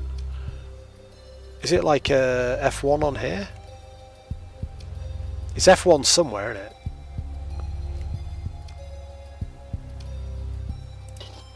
Oops.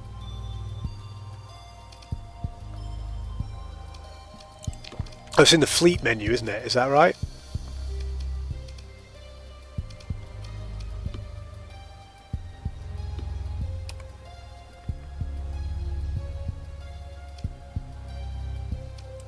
Ah, yes, that's it. You click the question mark rather than hovering over it. Thank you, buddy. Thank you so much. Right, so the ship's been heavily modified and poorly maintained by its pirate crew. The Manticore is loved by frontier officers for its ability to rapidly bring firepower to bear in small engagements, and loathed by domain strategic planners for interfering with the ordinary schema of official fleet doctrine. The Manticore's oversized primary weapon mount and built-in rangefinder are a gunner's dream, but allow this destroyer to evilly overextend itself in battle. That, operators argue, is what the canister flak system is for, and stripping the point off your allied ships, as the old jokes go. Stripping the paint off your allied ships. A healthy respect for intimidating firepower is in a small package. See this design continue in the service of fleets in the Persian sector. When an opportunity presents itself, pirates are particularly keen to recover a Manticore hull and apply blood-red livery to their overgunned prize, and that's what we've got.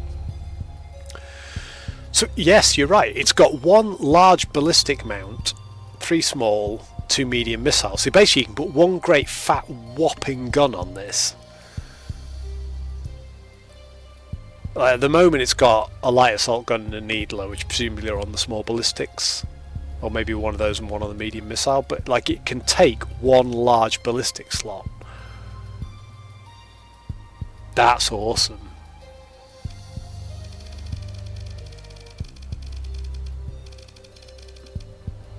If I scroll down to Manticore on here and look at the pirate variant Manticore, so this is the support destroyer. Yeah, that's the one. Okay, gotcha. So if we go to the refit window, we can look at some of the auto fit options, right? Which I'm told that the auto fit options are relatively good. They're not too horrendous, but I understand that these are. Oh, sorry. The loadout variants are the ones in the description. Cancel that. We're not going to do anything on this window. So if I go to the fleet window and look at this. So these different ones here, these are loadout variants rather than hull variants. So the hulls are standard, but the loadouts vary, is that right?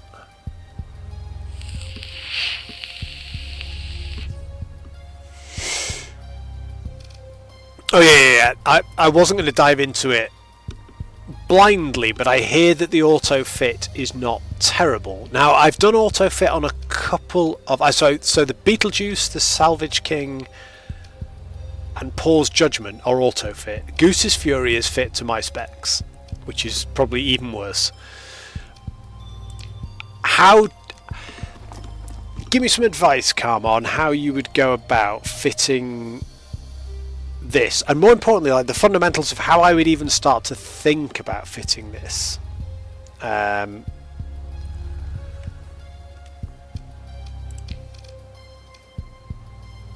So yeah, that's okay. So this one's currently a support one, so if I clicked that,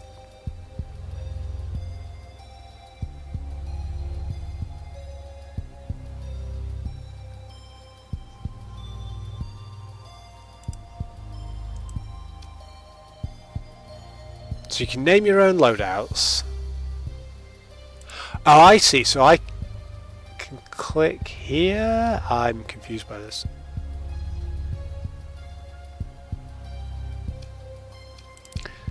I see. Right. So yes. Right. So that's essentially the auto fits. The 4 auto fits are assault, balanced, outdated, and support.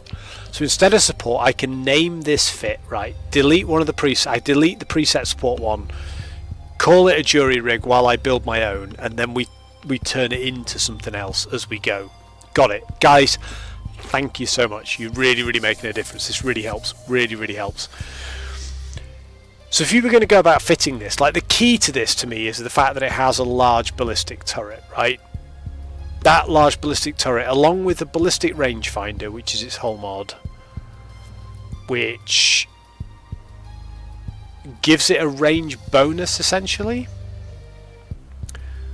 So you could put something very heavy short range in there and boof it up to be a bit more beefy.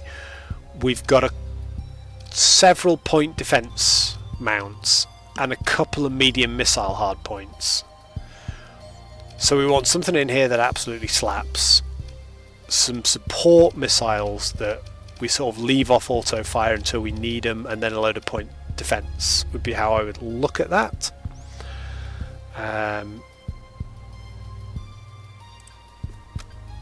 So if we were to take the advice and just say jury rig, right? That's what we're calling it.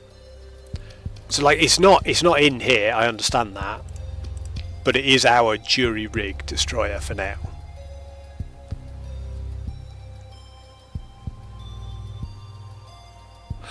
Ah, it's to up the range of the smaller guns so that you can keep...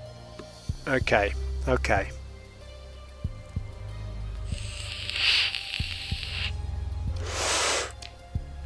I have a lot to learn here. So, from the black market, we could buy a Devastator cannon. 581 DPS, but builds a lot of flux per second. Only a range of 900, but a lot of damage. We got the heavy auto cannon, nowhere near as much damage, slightly lower range. Or we've got the heavy machine gun. That's a point defense weapon for a medium ballistic. We want a large ballistic weapon. The only one is the Devastator cannon. So if we were going to do this, we could spend 4,200 on a Devastator cannon from the black market. We could drop it in there, and that's an absolute beast weapon, but it's anti-fighter, it's an area weapon, so that one in itself is not particularly exciting for, and that's the only thing. Like if we look at all, we don't own any of those, certainly not here. Nothing legal. Illegal, we could buy a Devastator cannon, but yeah, I'm not doing it, Karma, don't worry. I'm not going to buy anything from here because I really don't know what I'm doing. I'm just running through the options myself to get them straight in my head as to sort of what the impact of these things is. Right, we've got this ship, and this ship now works, as in it's crewed, right? And now we're maxed out on capacitors and vents. We can balance those later. We don't need to be. I just wanted to see what it would hit compared to the Hammerhead. Oh, okay. That's really interesting. So if I go to the trade screen and look at the ship weapons, is that what you're saying? Obviously both legal and illegal, and see what they've got and buy them from there. That's the Devastator cannon we were looking at earlier.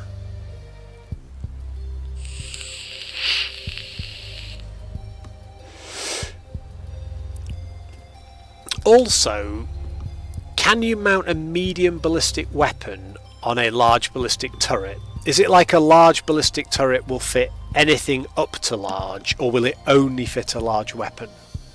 So could I put like smalls and mediums on a large mount and I'm just not making the most of it, or does it have to be a large weapon to even go in that slot?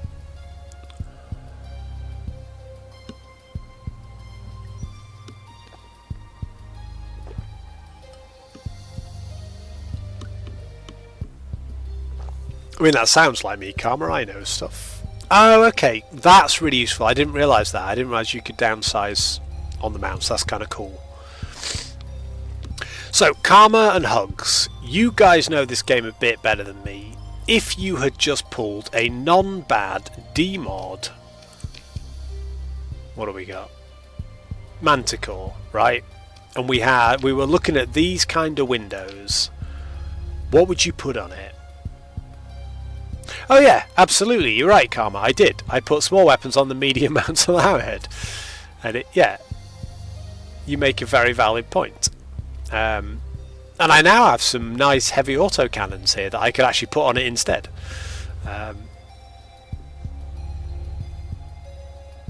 In fact, a couple of heavy autocannons on the front of that Hammerhead would probably make a big difference with the railguns backing it up. Or maybe we put all heavy autocannons. I don't know. I will definitely take all hints here. Like I will do what I always do. I will forge ahead and make stupid mistakes and do my own stupid stuff. But I'm not going to do that at the expense of good advice from chat. because I want to learn the game and get good at the game, not just lose several times in a row because I don't really understand. Tin Mass, thank you so much for joining us, mate. We're probably going to stream for another 10 or 15 minutes because I need to pee, but also I'm getting ready to eat. Me and the missus are going to eat very, very soon. But I've loved being back in this game.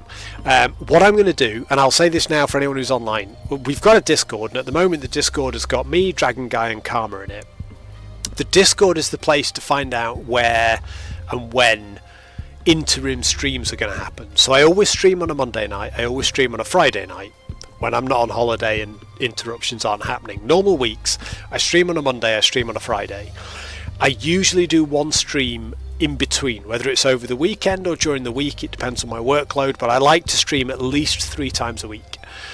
But the Monday and the Friday are fixed, the other one is a bit mobile in between depending on workloads. So if you want to know when that one happens, Twitter's a good place to get me, but the best place to get me is if you're part of the Discord. So do feel free to jump in on Discord. Ooh, mod specs, Karma. I think I missed the question, man. I really do. Ask again. That was not a deliberate ignoring on my part. I just think I completely missed your comment in my flood of joy about this game. Night, Tin. Sleep well, buddy.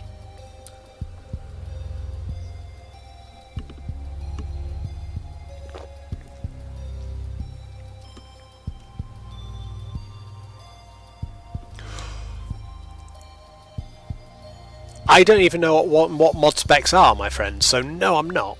What are mod specs?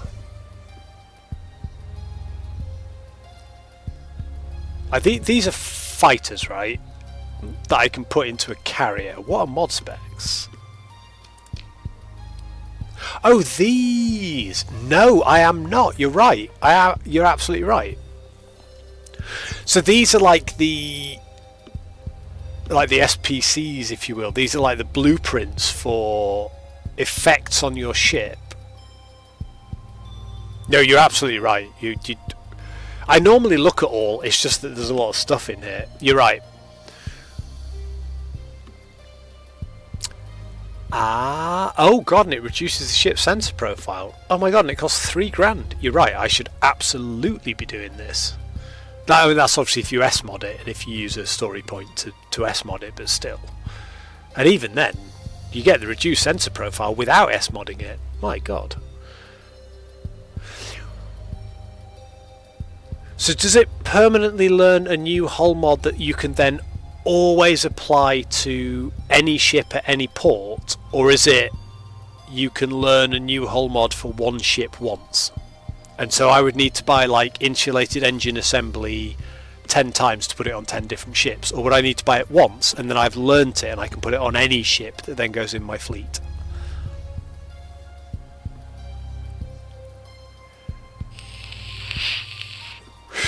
Oh, it does say allows one to adapt and apply it to various hulls. You permanently... Oh my god! So what you're saying is, if it's affordable, you should be buying every mod spec you come across, because you want to increase that list of potential hull mods to give you flexibility. I missed this completely. I saw it in line with the fighters and was like, it's a module for a ship. But no, that's really powerful. Right, we're going to be spending a bit of time learning about mod specs and buying and learning mod specs. I can imagine that, Karma. However, I like the insulated engine assembly straight away. So engine durability doubles, that's just a win. Increases ship's hull integrity by 10%. Nice win. Sensor profile reduced by 50%. Big win for anyone doing any sneaky trading. Also, I don't see a downside to this one at all. And the engine durability, if you S-mod it, can go up by another 100. And the sensor profile reduction goes to 90 instead of 50. Boom. I mean, for 3k when we've got 102, that seems like a no-brainer to me.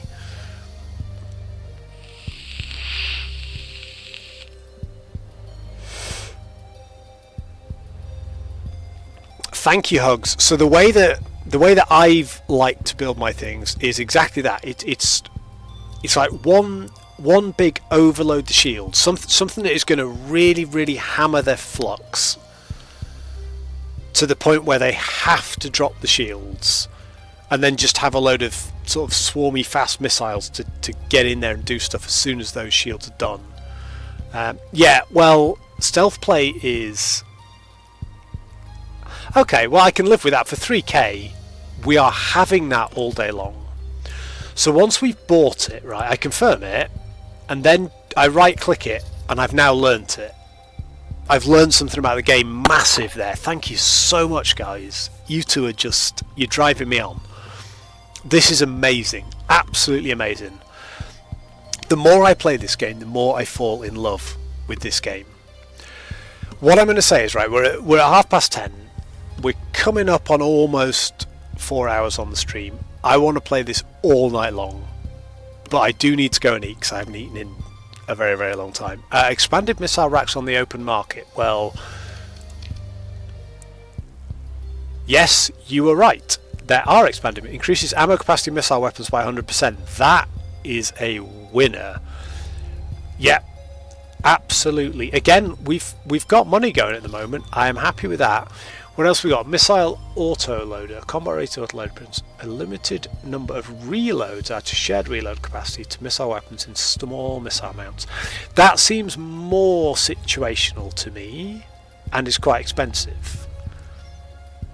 But I really like expanded missile racks. What do people think about the missile autoloader?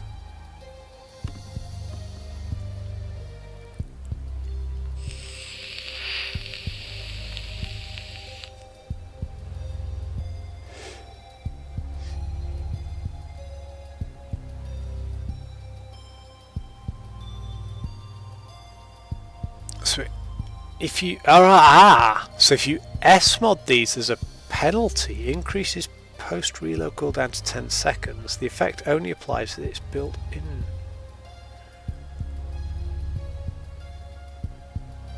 Yeah, right, so if you've got one tiny launcher and you want to just keep shooting, I'm happy with that, but I'm definitely buying that and learning that. That's amazing.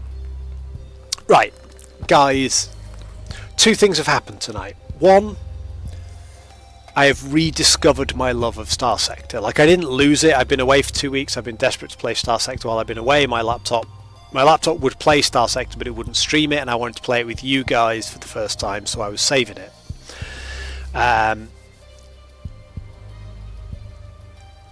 But the limited amount of Starsector I have played in easy mode before this did not give me a feel for the depth of it, and I've only got the depth of it, both the lore and the complexity of the game, from you guys being involved in chat. So Karma and Hugs particularly, thank you guys so much for being on tonight. You've really helped me both learn the game and massively fall in love with it.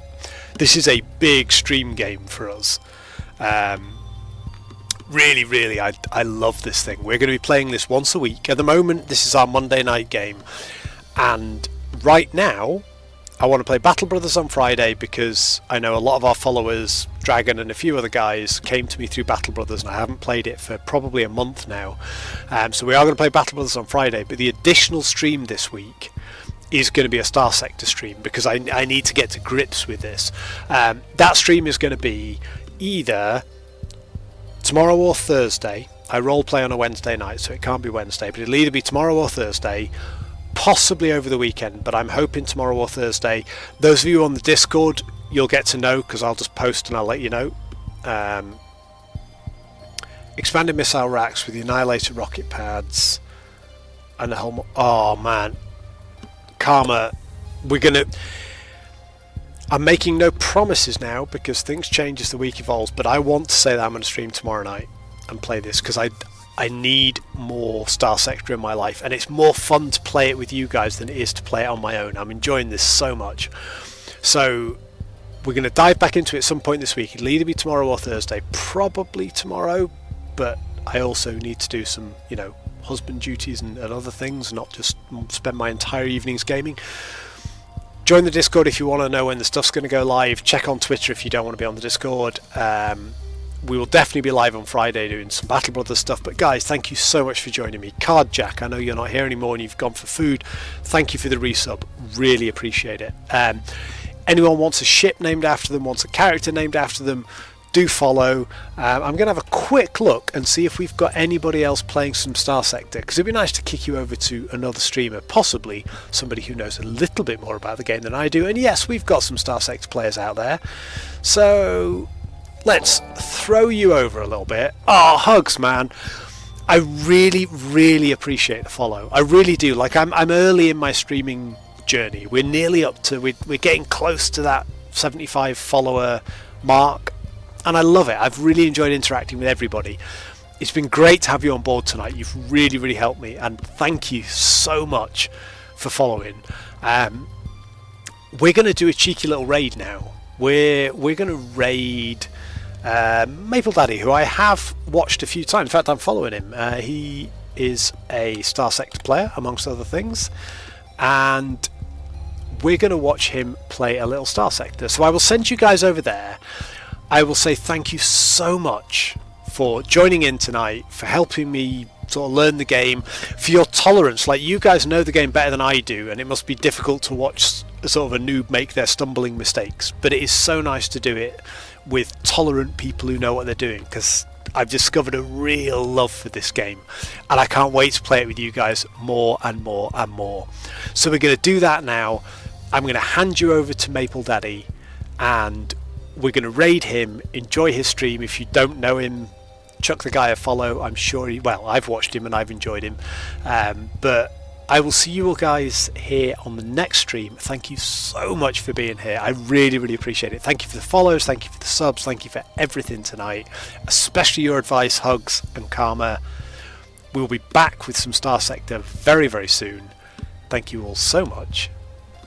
Goose out.